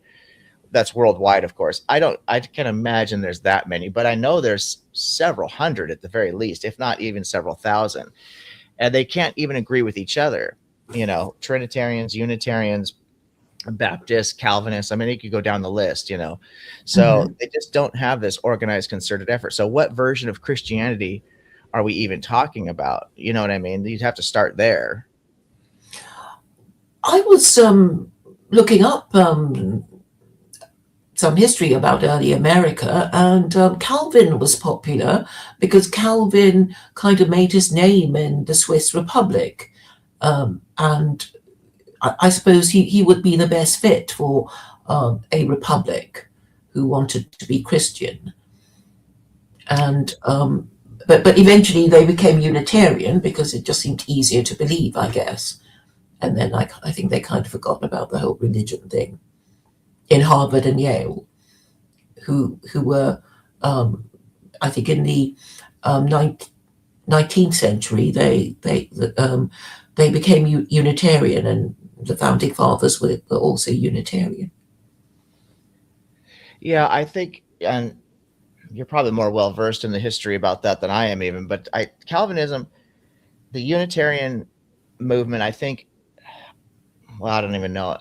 It's so difficult for me to even comprehend how Trinitarians can make the claim that they do because the Trinity violates the laws of logic, you know, at face Yes. value, and so that blows me away. I mean, there are several claims that various religions make that I find to be just wild or just beyond belief. You know, the global flood myth is one of them, for example. But setting all that aside, the Trinitarian thing, when you start to violate the laws of logic, when you start telling people that square circles exist, and then you can't obviously explain or conceptualize this square circle because it's impossible. That and people are hanging their entire belief system on this, and they're demanding that you have to accept this as truth. It's so detached from reality that it blows me away that that is the dominant view in most sects of Christianity, is this Trinitarian view. But I do see Christianity, at least here in America, moving towards a more, what they call, I guess, progressive Christianity, where they're starting to embrace science. They're starting to embrace more of the historical accuracy of things, take things more allegorical, like in the Genesis accounts, for example. And I think that starting to embrace what they call LGB, I guess there's lots of letters, LGBTQ, probably even more letters. I can't keep up with how they do all that, but you know what I mean? Try to embrace more progressive views, because these marginalized groups, they are human beings and they do deserve to be treated just like everybody else, in my opinion. And so I think that this is going to be the more popular version of Christianity at some point. I just see the trend moving that way. I could be wrong, but the fundamentalist is committed to so many indefensible claims. They're ahistorical, they're unscientific, they're just not grounded in reality. That I think that as science progresses and philosophy progresses, I don't think that those are people are going to be able to hold on to those beliefs for too much longer. I would say in another 100 years, a lot of that stuff will be gone. Don't you think the social conservatives who see religion as a kind of instrument of imposing social conservatism, which is to support the institutions of marriage and family, would see, well, that was what Christianity used to do for Americans, but if it's going to go progressive, then perhaps another religion is required. If the intention is to, marry and have children and start families. That's a really good point, Claire. That's a really good point. And I'm not, socially speaking, my wife and I have been married for a long time, but we've never had children. So that dynamic is a little outside my wheelhouse. I grew up in a lot of broken homes when I was young. And so the whole family structure to me in America is, just from my own personal experience, that divorce runs so rampant in this country. It's really unfortunate. And I'm not against people having a right to choose what to do with their lives. And I think there are definitely some good reasons that people should get divorced in cases of abuse. Mental or physical abuse would be one of the primary reasons. However, I think that if a person's going to get married, they should take that responsibility seriously. Personally, I feel that way. And I don't think that in other countries, I don't think they have as much of a problem with this. But in America, it is a big problem, the degradation of the family unit. And the kids are the ones who really suffer in those instances. Mm-hmm. And that's the next generation. And the next generation too, because, I think being part of a family kind of makes you internalize, the idea that, dad is, Supreme Court and mum is appeal court, and, maybe elder brother is high court and elder sister is, if she's older than elder brother is, I suppose what I'm trying to say is that if you grow up in a family, you grow up with a sense of hierarchy and how to treat those who are your elders and those who are your junior, and everybody kind of, they break the rules probably, but they kind of understand the setup. But as you were saying about broken homes, if you grew up in a broken home, you probably won't have these principles internalized, and that may cause problem in the future, in adulthood, when you're expected to work as a team and do stuff and cooperate with others and that sort of thing, being a team player, which I guess companies find important. That's absolutely fascinating. I've never heard anybody articulate it in the way that you just did, and I think that's actually quite brilliant. I don't know if this is something that you've looked into a lot and you have this all kind of pre-thought out, because that was really actually quite brilliant. I don't believe in free will. I'm not necessarily a hard determinist. Now, I have not done a tremendous amount of research into this psychology of this. I'm just kind of getting some exposure into it now. So I'm fairly ignorant on this topic. But from what I've seen, and when I look at just, the reality as I see it, my own personal anecdotal experiences, free will, libertarian free will in particular, makes no sense to me. I do believe that much of our decision making is absolutely influenced by our environment, our external environment. And it really maps onto what you're talking about with the way that children, the environment that these children are raised in.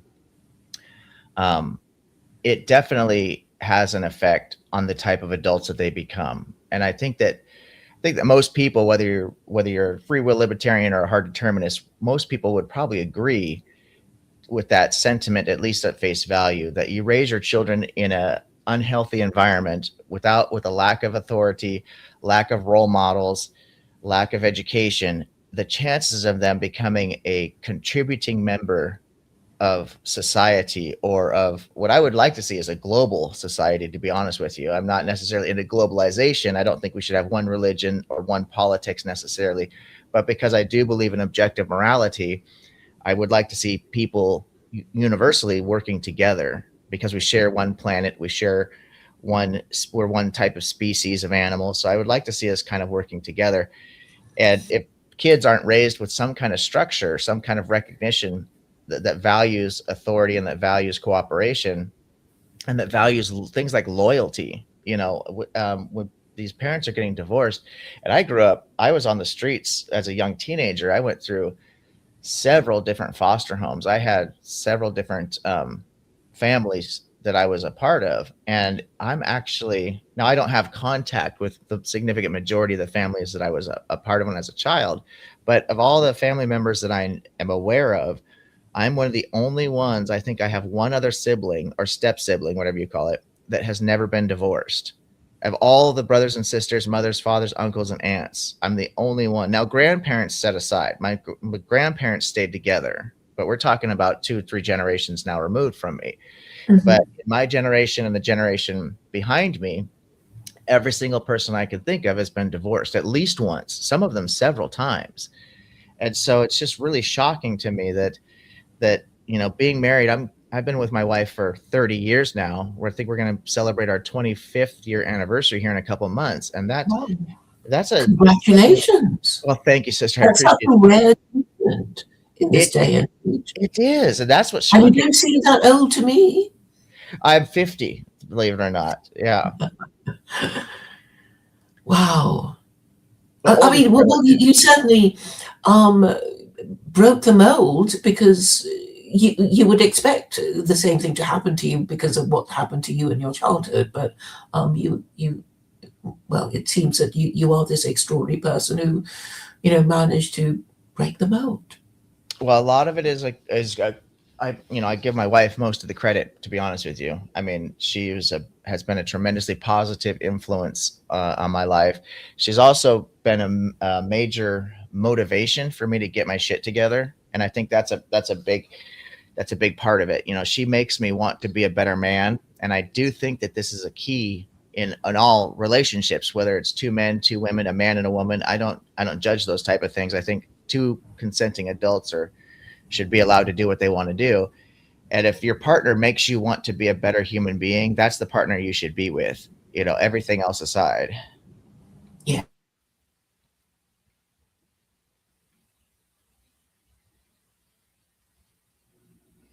But I didn't come here to preach to everybody Oh, this morning. I it's apologize. quite really. I just woke up, so I'm still a little bit out of it. No. But I mean, it really is so truly rare, and it is awful that divorce is normalized.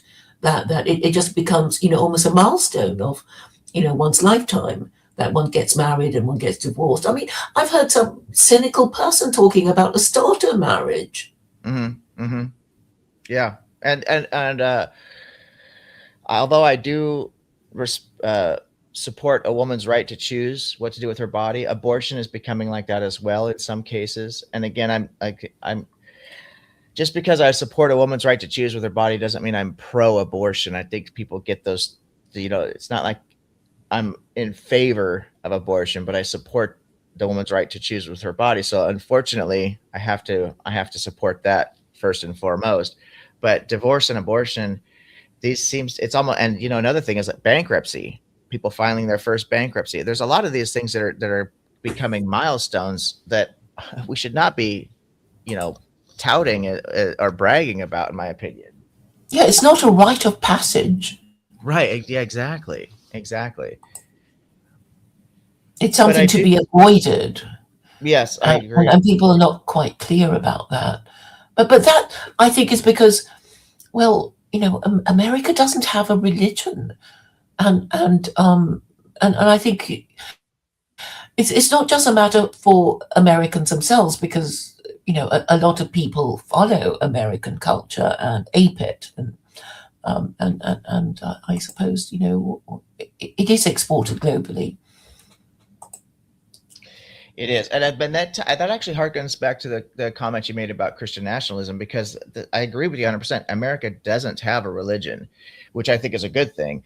We have religious diversity, which I also think is a great thing, because I get exposed to so much variety, which I really like, and I think there's a lot of value to that.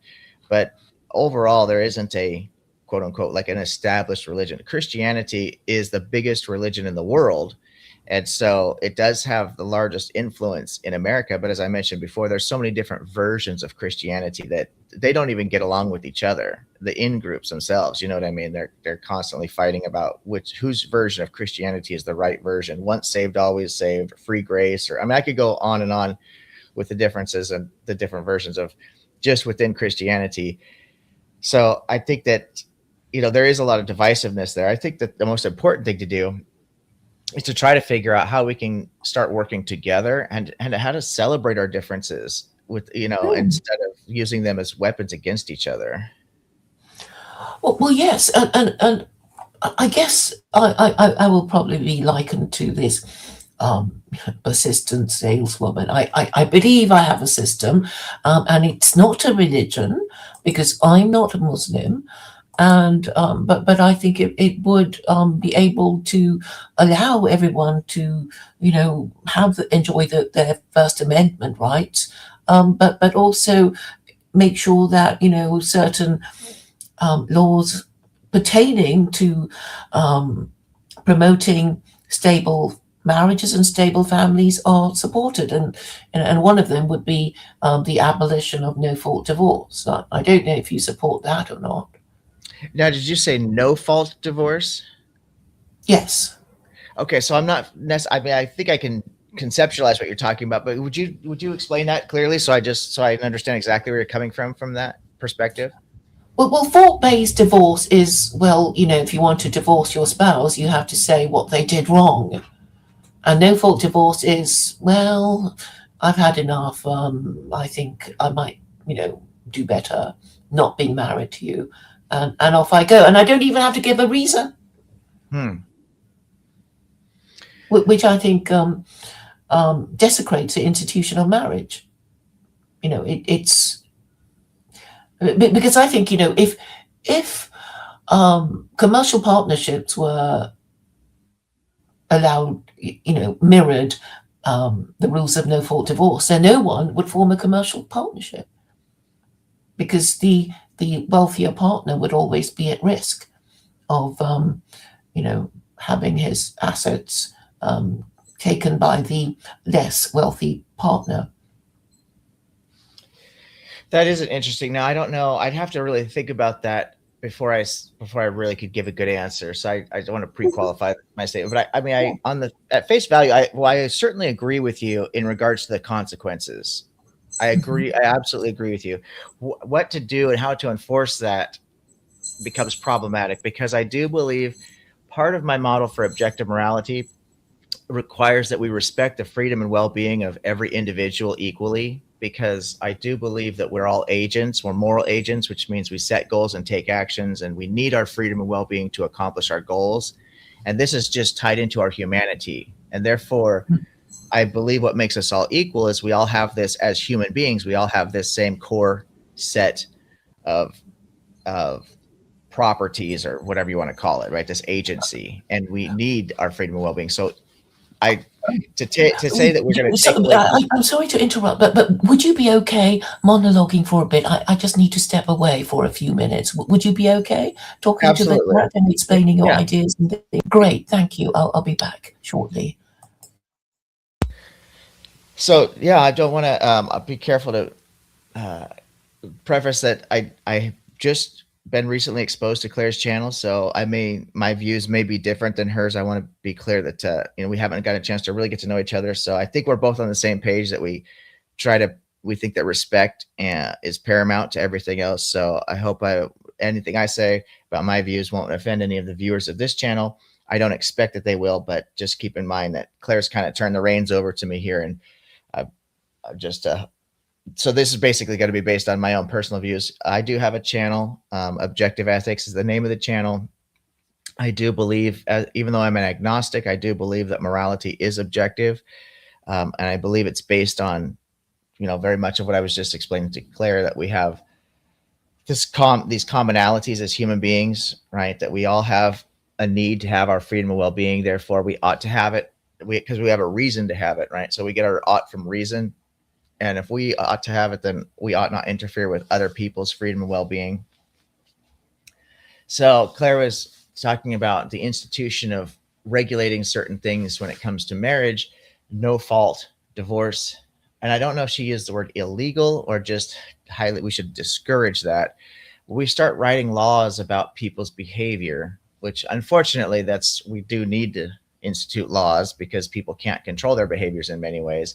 But I think that if we educated people to live a virtuous life, that we wouldn't need the laws, frankly. And that's really ultimately what I'm trying to base my own principles on. Is I do believe we should try to achieve or attain the values. I'm sorry, I just woke up, everybody. So the virtues, and the fundamental virtue is wisdom. So if we don't have wisdom, we won't be able to understand other virtues like courage, fairness, justice, things of this nature. And so through attaining the virtues, this is how we can learn to live this more moral life. However, ultimately, I think every human being, one of the other things that we share is every human being wants to live a good life. The problem that we have is so many people don't understand what it means to live this good life. So people will chase things like money or fame, what they call it, like fame and fortune, right? They'll chase this with this idea that this is what's going to help them to live this good life. Some people use drugs and alcohol because they think that partying is going to help them live this good life, so on and so forth. But these are all just broken models that people don't understand. What we truly value is self-respect. And in order to respect ourselves, we actually have to be able to treat other people with respect. And it works both ways. If we don't treat other people with respect, we won't understand how to treat ourselves with respect. If we don't have self-respect, then we are lacking something that we really desire. And therefore, we cannot live this good life that we're searching for. And we're all searching for this. So this is ultimately I can't think, I'm too tired. I haven't had enough coffee yet. But ultimately, what I built my foundation on for my belief system, if you will, if every human being was focused on this good life and willing to understand that if our basic needs are met, everything else kind of falls into place. There are people who have been in terrible, terrible situations throughout history that have overcome these struggles because of their focus, right? And I'm talking about terrible situations. Think of some of the most atrocious historical events that have happened. And I've read books and heard people even personally tell me stories about how they had overcome these situations because their perspective, their mindset is what got them through it. And ultimately, it's what happened is they were able to maintain self-respect. And so you can be in a miserable place, what other people would consider to be, and what is objectively a miserable place, incarcerated in some type of a concentration camp. I know people who went through the Holocaust who survived that, who actually maintained a positive attitude through that, and were an inspiration to dozens, if not hundreds or even thousands of other people. It's saying, how can you keep a positive mindset in such a terrible, terrible situation? And it came down to their perception of themselves, understanding what they do and don't have control over, and being at peace with their own beliefs and why they're going through this and stuff. And sometimes religion does give people the strength to do that, which is why I'm not an anti-theist, even though I'm not a religious person myself. I think that sometimes religious beliefs can give people this inner strength, focusing on whatever you need to have this inner strength. So we know that our external environment actually does play a much smaller role in our happiness than a lot of times the media wants us to believe, right? Social media and media in general wants us to think that all of these external things is where we're going to gain our happiness from. We need to have the new car. We need to have the nicest new appliances. It'll make our lives so much easier. We need to have new furniture. We need to have a new boat, a nicer house, blah, blah, blah, blah. We need to be popular, right?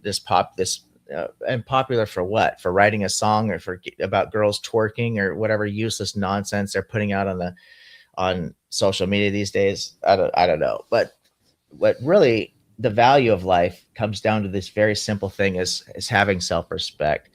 There's so many philosophers have talked about this. I like Epicurus's stance, right? That happiness is really, and satisfaction is really just overcoming suffering at the fundamental level, right? So he talked about the suffering of hunger, for example. If you just have bread and water, then you are able to overcome hunger. So anything above bread and water, the fine meal at a fine restaurant, isn't actually going to provide you any more joy than bread and water, because your ultimate joy is just from not being hungry anymore. Anything above that is just variety. And it's difficult in the modern world for our minds to even conceptualize bread and water being just as satisfying as a nice fine meal at a fine restaurant. But Epicurus is absolutely right. Everything else that we're focusing on is such a broken system. It's to think that driving my nice brand new car and wearing my nice new suit, to the nice fancy restaurant, and all this is making my life so much better. It's actually adding some kind of value to my life, is really a smokescreen. It's an illusion. When you have more, once you get to a point in life where you have more money than you need to pay your bills, you actually start to bring more suffering into your life. You start to worry more about money than you did when you were poor. It's very ironic. I grew up on the streets. I know what it's like to have no money, and I know I used to dream about, God, if I could just have enough money to do this or that.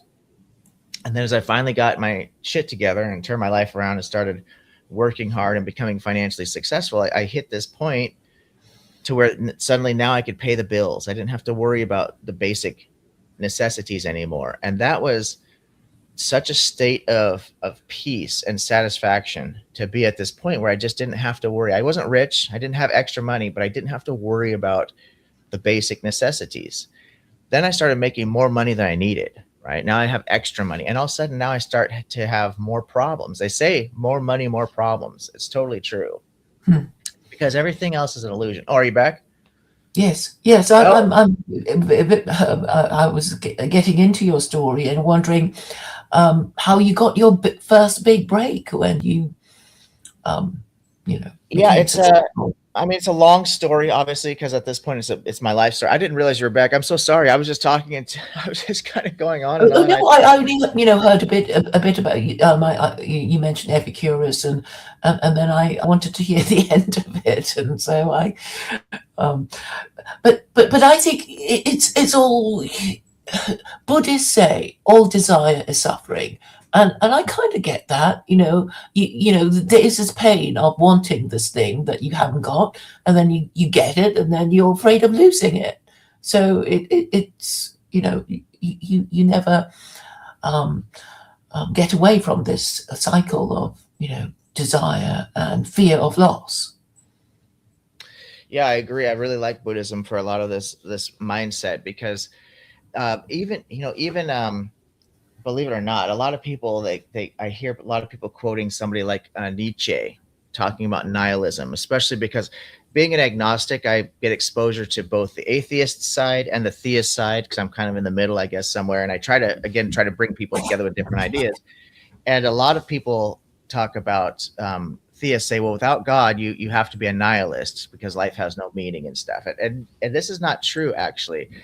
Ultimately, how you overcome nihilism is by understanding that the value is in the experience itself. And this is a lot of kind of like, I think what the Buddha Siddhartha was talking about is the value is in the actual journey. You don't get too high with the highs or the low with the lows, because every experience has its own value, and expectation drops, you know, to the wayside at that point, because expectation and desire is what leads us to misery. I agree with that 100%.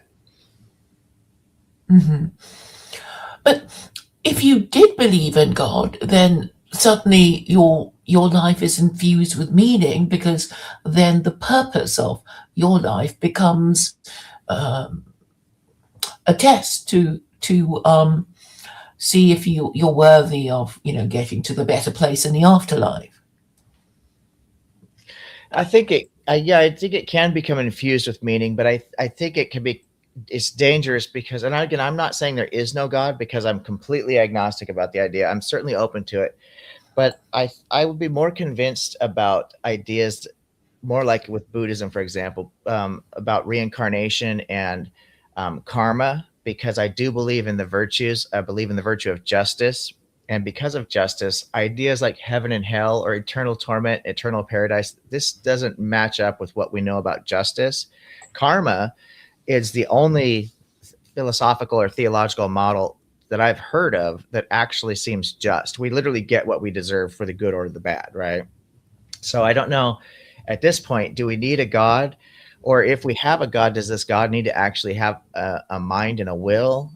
I'm not sure. It can infuse people's life with meaning, but so can a lot of things. A lot of people can give their lives meaning by setting goals, but I just don't know if there's a true value in those goals. Somebody might set a goal that says, I want to be a famous musician or a famous entertainer, an actor or actress or something like that. And that can give their life meaning. But at the end of the day, is that really going to be substantive? Is it going to give them eternal, long-lasting meaning? I'm skeptical about that. Well, I suppose if I understand the divine bargain correctly, it's a test. So it's a test to show that you know the difference between good and evil in theory and in practice. And if you pass the test, you get to the better place. And we might all think we know the difference between right and wrong, but do we really? I mean, considering how much theological argument there is about, which kind of Christianity is better than, the other kind, or which religion is better. I don't think the question is at all settled. Well, I think this is the problem with organized religion. One of the downsides to it is that a lot of claims get made that are truth claims, that are fact claims. That we have the way. These are the rules that you need to follow, and it does give us an organization to a small group, an in group, and it can keep things, foster cooperation within that in group. But as soon as you run into a different group that has a different set of rules or values, it brings up conflict. And some of these conflicts have been major bloody battles, over this kind of stuff. And so clearly there's a disconnect between what I would hope consider good, if we're killing each other over promoting our own ideas. But I suppose eventually, all these theological and political arguments becomes, I am right and you are wrong. I am good and you are evil, and therefore you have to be destroyed before you create more evil. And so it's probably a good idea to attempt to settle these questions, in the safest way possible. I do. Yeah, I agree. I agree that we should always try to strive towards truth. I think that ultimately, as organ, um,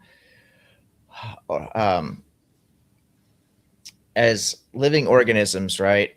We, at the very basic fundamental level, really prefer truth over dishonesty, over deception, which is crazy to think about because there's so much effort has been put into deception as human beings. We're so highly evolved at this point that there's so much effort that's put into deception. But I do believe at the fundamental level, we are more drawn towards what is true, what is factual. You know, I can't flap my arms and fly like a bird, even though I'd love to know what it's like to fly like a bird. I just can't do it. So I'm not going to jump off a tall building and start flapping my arms really fast, because I'm ultimately guided towards the truth, right? And so I think there's a value to trying to parse out these different belief systems, whether they're political beliefs, social beliefs, religious beliefs, and try to find out what is based on the truth. I think that's ultimately going to provide us the greatest benefit for our longevity. Hmm. And we just have to choose the best religion for our people. I mean, if we want them, not to be killing and stealing and committing sexual offences all over the place, and you know, but I mean, it's all in the Ten Commandments in a way about the things that we shouldn't be doing to our neighbour, and how we should, love our neighbour as ourselves. But maybe it's too hard to do, and that's why we need all these extra rules about not creating a nuisance, not making too much noise, and being a good neighbor, and all these things that are a combination of law and morality and religion and culture and politics. Yeah, I think that when it comes to the Ten Commandments, we're talking about the traditional Ten Commandments. I see problems there. It like the way they're written, even. I mean, but I do think that reciprocity, the fundamental level is, if we were able to build a system up from reciprocity, right? Literally do unto others as you would have them do unto you, and not get caught up in the weeds with that. But it's a literal, at the very basic level, treat other people like you want to be treated, which means that you need your freedom and well-being to set goals and take actions, and you require this. So you must respect other people's freedom and well-being. Pointing your finger at other people and saying, well, only a man and a woman could get married, that's the only thing that's right, that's on the only institution of marriage that there should be, and disallowing two women or two men or to get married, or trans people, whatever, to get married, because you have now added elements to this, right?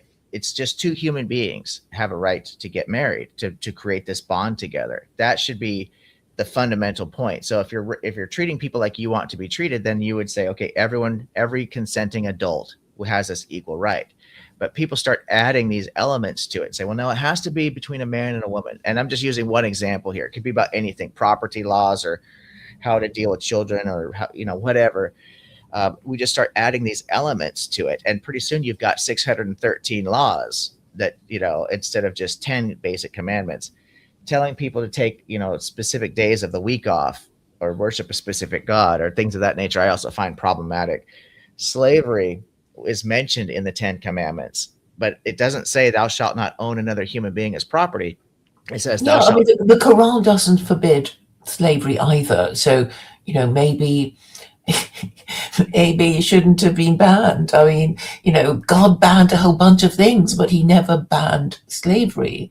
And when you think about it, slavery was what made America great, because the Europeans would not have been able to have paid for their Atlantic crossing without selling themselves into indentured servitude, which was, well, a kind of bargain, wasn't it? You want this thing, you can't afford it, but by pledging your labor for X number of years, you get the thing you want, the high cost thing you want.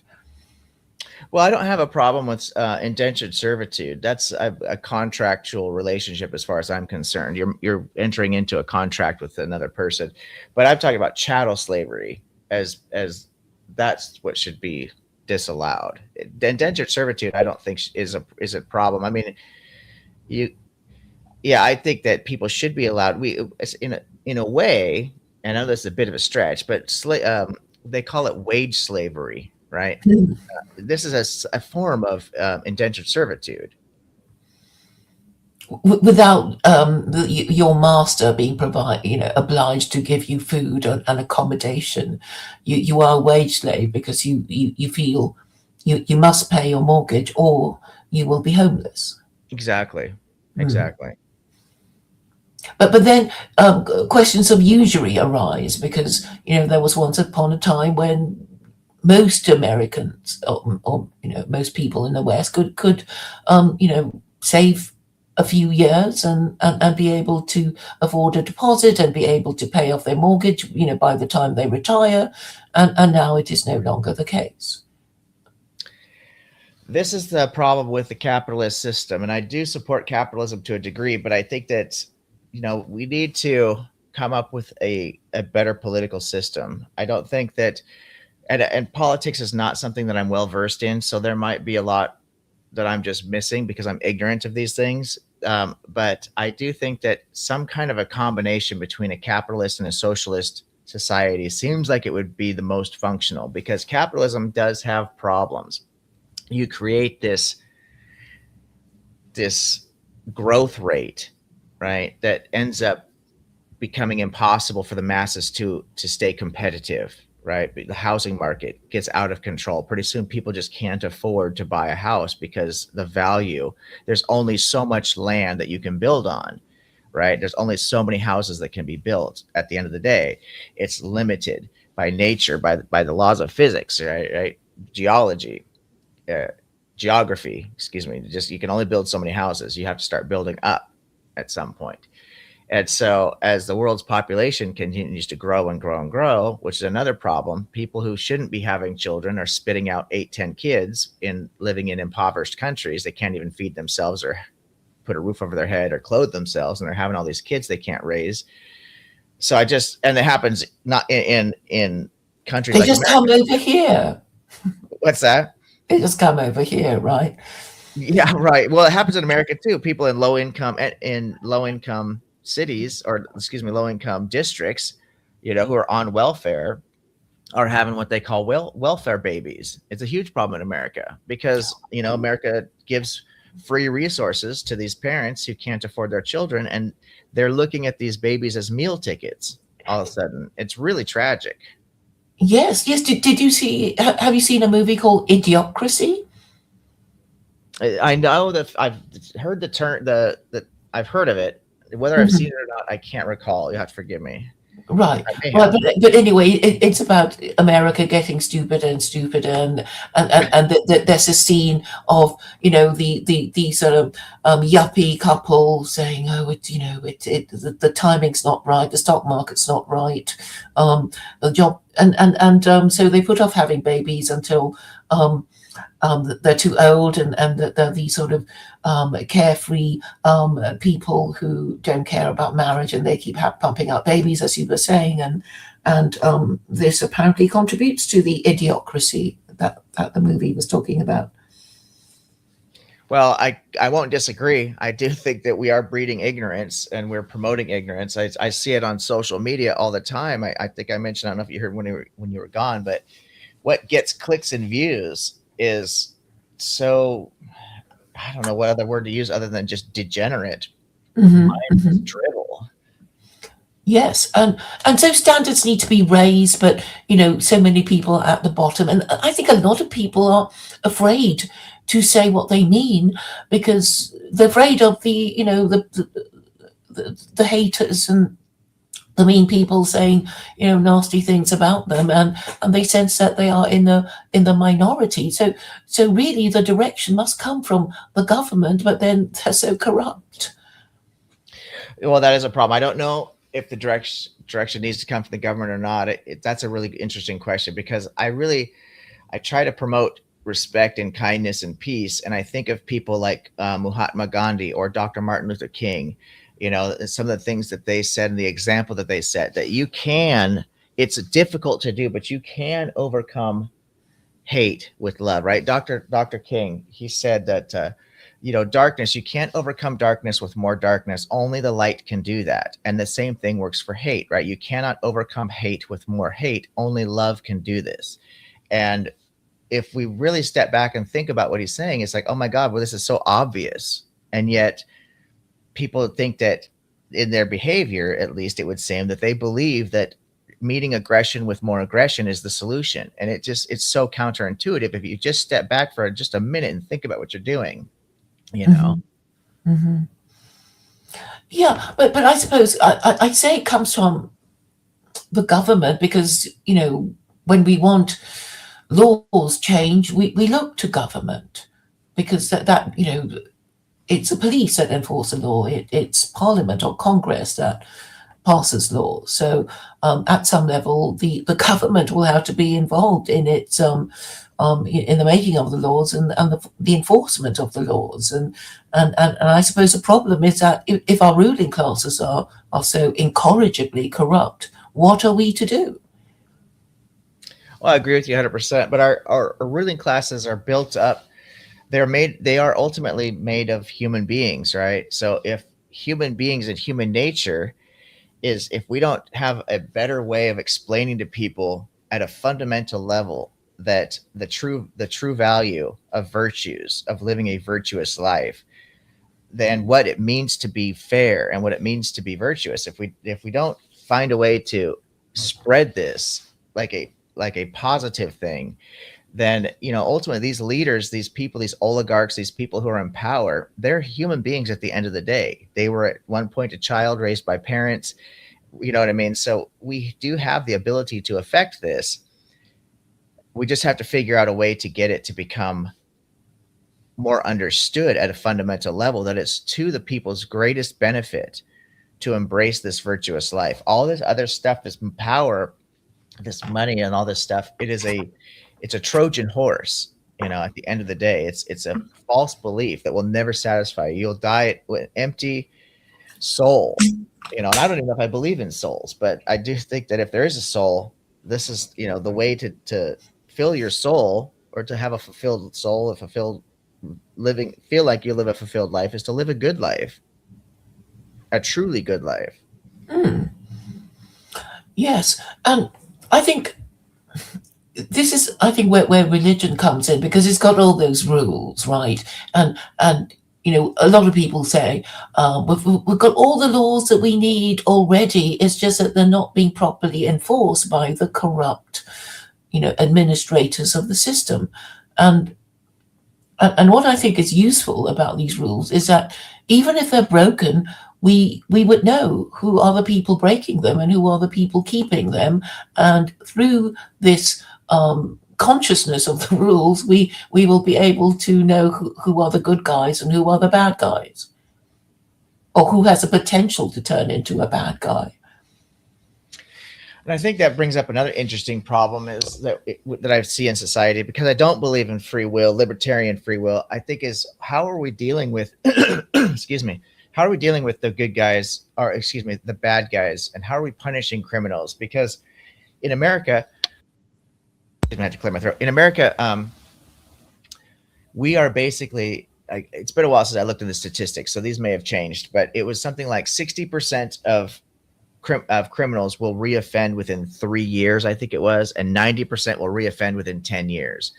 So just locking people up for their crime and then letting them back out later is not solving the problem. It's not making the America any safer.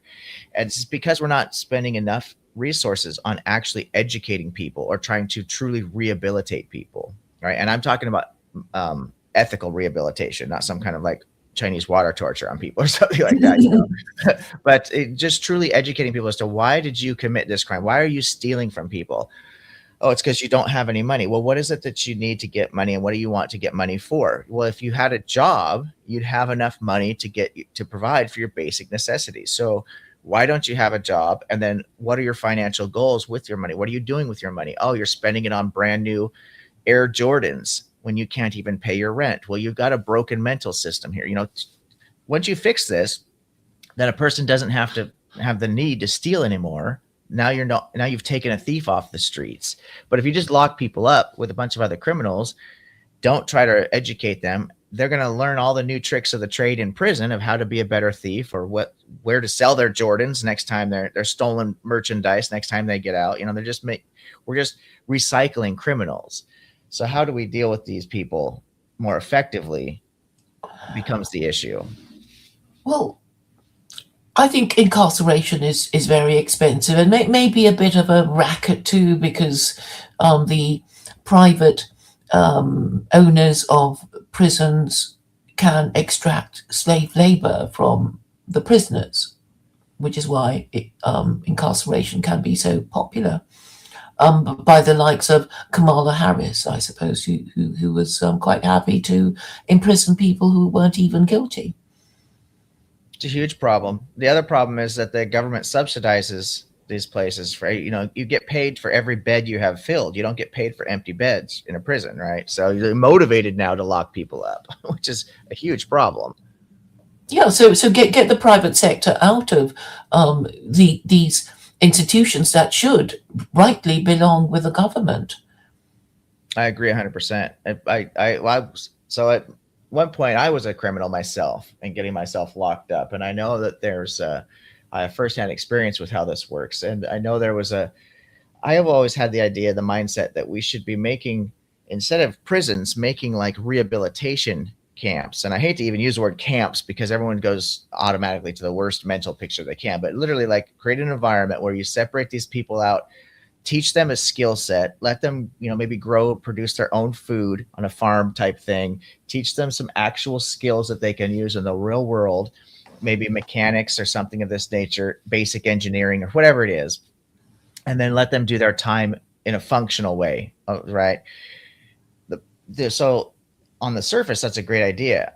I found a few places, I was exposed to a few places when I was getting out of incarceration, and they do have some of these work farms. The problem is these work farms are subsidized by the government, and the same thing you're talking about, they are financially motivated to keep people there. So they're not necessarily rehabilitating people. In fact, they were funneling in drugs and other things of this nature that were just feeding into these people's problematic addictions in the first place. And so if corruption ruins every good idea. I mean, government in essence should be a good idea. It should be a positive thing because of all the things that you've mentioned in our conversation. I agree with at face level. The problem is once the corruption sets in, you've just got another place for some kind of mental virus to grow. Yeah. So I guess we have to think about moral education in an easy to understand way that most people can grasp. And I can only think of the Abrahamic God because once upon a time these beliefs were enforced on people because I guess governments thought, well, yeah, it would work. If people thought they were going to get punished in the afterlife or the evil they do and rewarded for the good they do, that will at least motivate them to behave correctly. But I think most people, I think most people still know what they should do, what the correct thing to do is, but they don't do it, and they don't do it because they don't think they will be rewarded in this life or the next. Well, I do agree, at least on a fundamental level, which is why I do tend to believe in objective morality, because I think at the end of the day, most rational people do understand that, beating puppies with shovels is just not a good thing to do. Torturing babies for fun, just not a good idea. At a fundamental level, everybody kind of gets this. Any rational human being does anyway. Treating people like you want to be treated, to me, reciprocity seems like the starting point. And that should be the simplest thing to educate people on. In my opinion, I think that, that should be the starting place. Is literally getting people to understand the true value in treating people like you want to be treated. But if we let people believe that the world is so unfair and you better get yours while the getting's good, and these types of sayings and mental approaches, this just feeds into the problem. And it's so easy to do that. The frustrating thing for me is that things of substance and things of what I consider to be anyway of value don't seem to be getting promoted in mass media like we should be doing. You know what I mean? Where it's kind of like people who have channels on YouTube, that are talking about philosophy or ethics or morality, things of this nature. They're not getting promoted like the latest pop star, the latest pop song, or who's the latest actress, who's she dating, or whatever it might be. The superficial stuff is what seems to get pumped out. But, that's only because of the algorithms, which are controlled by, well, social media platforms, which I imagine would also be controlled by um, the CIA. Well, if I were the deep state, I would want to control social media platforms. And I imagine what they're doing is to give us new things to fight over so we don't collectively organize ourselves, take action, and call them out. I agree 100%. And I tend to stay out of the conspiracy realm because there's so much out there that you could just, it gets talked about. You literally could end up at flat Earth and fake moon landings if you're not careful. But I do think that you're absolutely right with what you're saying. Though I do think that there is a certain power structure that is motivated to keep us at each other's throat. Men against women, people, white people against black people, so on and so forth. The rich against the poor. I mean, they want these groups divided because people collectively can be very powerful for good or for bad. So keeping people separated into smaller groups does make us easier to control and manipulate. I agree with 100%.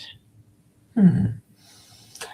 Yeah, and I think in a way this what I'm promoting is in a way, okay, I'm agnostic, but I understand how religion is supposed to work, which, as I've explained to you, it's to motivate us to act correctly, and also um, marry and become responsible parents to produce, the citizens that you would think that these governments would want to come into existence so they can govern us, so they can, remain in existence. But it doesn't seem to be what they want to do. They seem to want us to not have children, to be gay and transgender, and basically not have children, and invite migrants to come to the West, and cause all kinds of resentment, and call us names for complaining about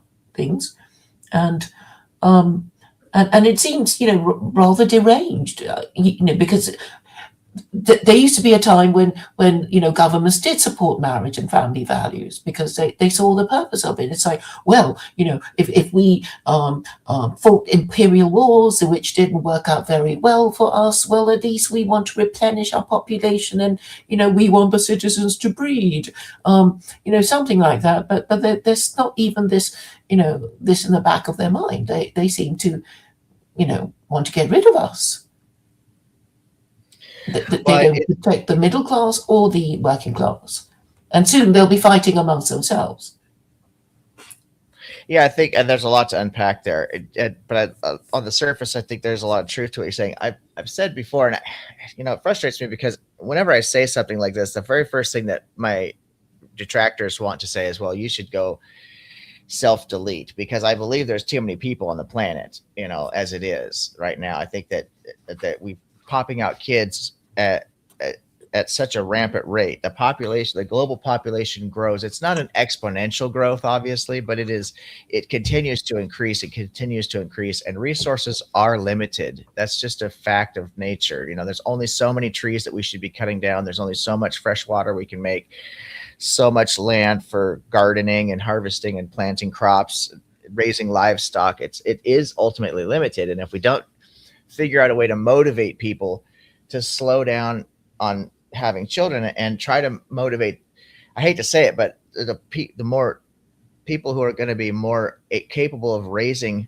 responsible children, not just having babies popping out in the poorest regions of the world, poorest regions of the city, poorest regions of the state, etc. And again, that's not to say that poor people don't have value. All people, all human beings do have value, but what are you able to contribute to the world, and how are these resources going to be spread out? So I do see a bit of a need to try to encourage people through education of like, hey, listen, are you, like my wife and I, we decided, because of my history of how I grew up in broken homes. Now, her parents never divorced. It was very interesting to meet a woman who did not come from a broken home. And we were different in many ways, obviously, probably. But I told her when we got married, or when we were talking about getting married, I says, I want to talk about children. I find this to be a very important issue, and I want to make sure you and I are on the same page before we make any long-term agreements here. Is that I don't think we should consider having children unless we own a house, and there's other elements to our relationship that need to be grounded. But if we don't own a house, then I don't want to have children, because I want to be able to provide a stable environment for a child. And she agreed with me 100%. Well, I was so irresponsible as a young adult trying to get my shit together. It took me too many years before I was able to financially be in a position to actually have children. And at the point where we finally had enough money to say, okay, we make enough, we can raise a child in a good environment, in a stable environment, we're too old to even consider having children.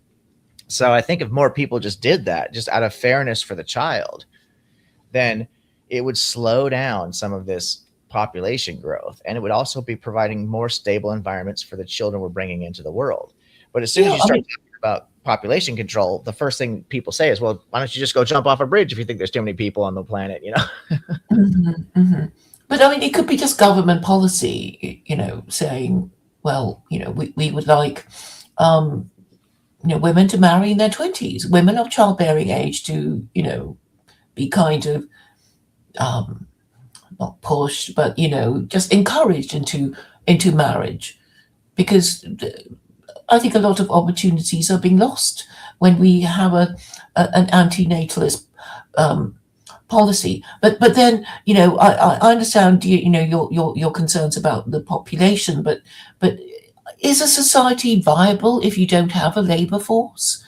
To the extent that you have to import them and then cause so much resentment by importing large numbers of immigrants from different parts of the world. That's also not sustainable either, in my view. Well, I agree. I think we need to motivate people to be hardworking at every position in life. There's no reason that American people, because Americans are very lazy. Not all Americans, obviously, but laziness is a huge problem. I manage a restaurant, and I've also owned my own businesses prior to this. I've had to hire my own employees, and people's lack of work ethic is shocking, and people's sense of entitlement is shocking. I get some people who come from other countries to work for me, and their work ethic is so much better than people who are born in this country. And it's not about the color of their skin. It doesn't matter, white, black, Hispanic, Latino, whatever. That's not the issue. The issue is where they're born at. If you're born in America, no matter what color your skin is, your chances of you being a lazy, unmotivated, just piece of crap, you know what I mean, as far as an employee, workless employee, is really high. If you come from a different country, an impoverished country in particular, your work ethic is probably going to be much, much, much stronger, because you're so desperate. You don't have things just given to you to put food on the plate and a shelter. You have to work so hard for it. Whereas in this country, we just give this stuff to people for free, essentially. It's shocking to me that people want to choose to be homeless and accept handouts for food and water and live in a cardboard box because they'd rather get high and use drugs than actually go get a job on a farm somewhere. I don't know. I can't understand the mentality of it. So we're speaking to each other at the end of this month, next month, is it? I believe it is in March. I think, did we say? I do need, you know what? I can't, off the top of my head, I can't remember. I know that the date was end of this month, I think, the 22nd. Is that the last Sunday of this month, in a couple of weeks, right? Yeah, let me see. Yeah, it's this month. Okay. Yeah, I'm really looking forward to having you on. I think this has been a fascinating conversation. We haven't really solved anything, and it's partly my fault because I'm really just waking up. You have to bear with me, but I think that my audience would have enjoyed listening to some of this stuff. Some of your takes are going to be, I think, polarizing. We'll say that, but it's always good. This is exactly what I like to do with my channel, is talk about these different ideas, because, maybe some people will see some problems with things I'm saying. People push back on my ideas all the time. I get a lot of grief about my views about objective morality. People say, oh no, it's all subjective or divine command theory. There is no such thing as objective moral truths. And I disagree. I think that, so I get a lot of pushback myself. Yeah. Well, I mean, that is the beauty of diversity. We can have fun fencing with each other. Exactly. And it causes me to think, being exposed to different ideas causes me to think more critically about my own ideas. The key is to separate your emotions from the conversations. That's what a lot of people lack the ability to do this. They have too much pride based on their attached to their ideas. And so when you question someone's ideas, you're now hurting their pride, and that disallows them from thinking critically about what you're saying and being fair and taking fair criticism. And we need to be willing to take criticism. Anybody who thinks that they can't take criticism is essentially saying that they're perfect, and they might as well call themselves God at that point. Yeah. Yeah, and a lot of you're hurting my feelings. You're hurting my feelings, and therefore I hate you, and therefore you are evil. And I think for a lot of people on YouTube, especially, that I think a lot of them are pretentious and they like to talk for the sake of talking, and they won't define their terms, and obviously you'll never be able to get a takeaway point if somebody actually refuses to define their terms, so you can question them about their beliefs. And it's like, okay, not everybody wants to have their beliefs challenged, but if you're going to be using big words and and pretend to be intellectual, then I'm afraid you'll have to be up for it, surely. If you use words like confessionalism and I don't know. I'm trying to think of the words this other guy that I was talking to earlier, likes to use and refuses to define, annihilationism and that kind of thing. And I think, well, if you're going to position yourself in without those kinds of words, you should really defend your ideas instead of treating your ideas like it were a defective infant, and not to be touched by people who want to look a bit closer. But there we are. I think it's fun. I love the fact that we can so easily communicate with each other, and I'm really pleased that to have met you. Thank you for contacting me first, and you found me through one of my streams with Vincent Bruno, didn't you? I'm not sure who all was involved, but I heard you talking to a young man who's actually going to be on my channel as a guest tomorrow, named Nathaniel. He goes by Taurus Necris Productions. He's a Catholic gentleman. Oh, good. I look forward to that. Yeah, I'm new to him. He is an interesting young man. He wants to debate me on the global flood. I believe quite strongly that the global flood is actually a myth. It could be an allegorical tale based on some more ancient stories about global floods. And being a Catholic who believes in sola scriptura, if I'm correct, I need to ask him about that, because my understanding is Catholicism actually believes in apostolic tradition, not sola scriptura. So I need to figure out how he's made all that work. But it'll be a fascinating conversation. But we've had some polite discussions, even though I don't think we agree on very much of anything politically or religiously, but I always enjoy having those conversations to set an example of what I'm talking about, to how you can have respectful disagreements, to try and provide this example, because I do think it's really important, and it is important to be exposed to different ideas, just like you said. I'm really looking forward to our conversation. I want to ask you more about your ideas, because I find some of the things you said quite fascinating, and I'd like to get deeper into it. Obviously not today, but when you come onto my channel here in a couple weeks.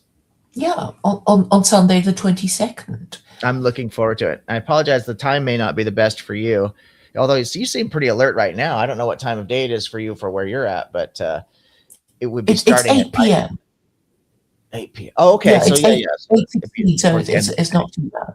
That's not terrible. I do interact with people all over the world, and so sometimes just these time differences just don't work. Mm-hmm.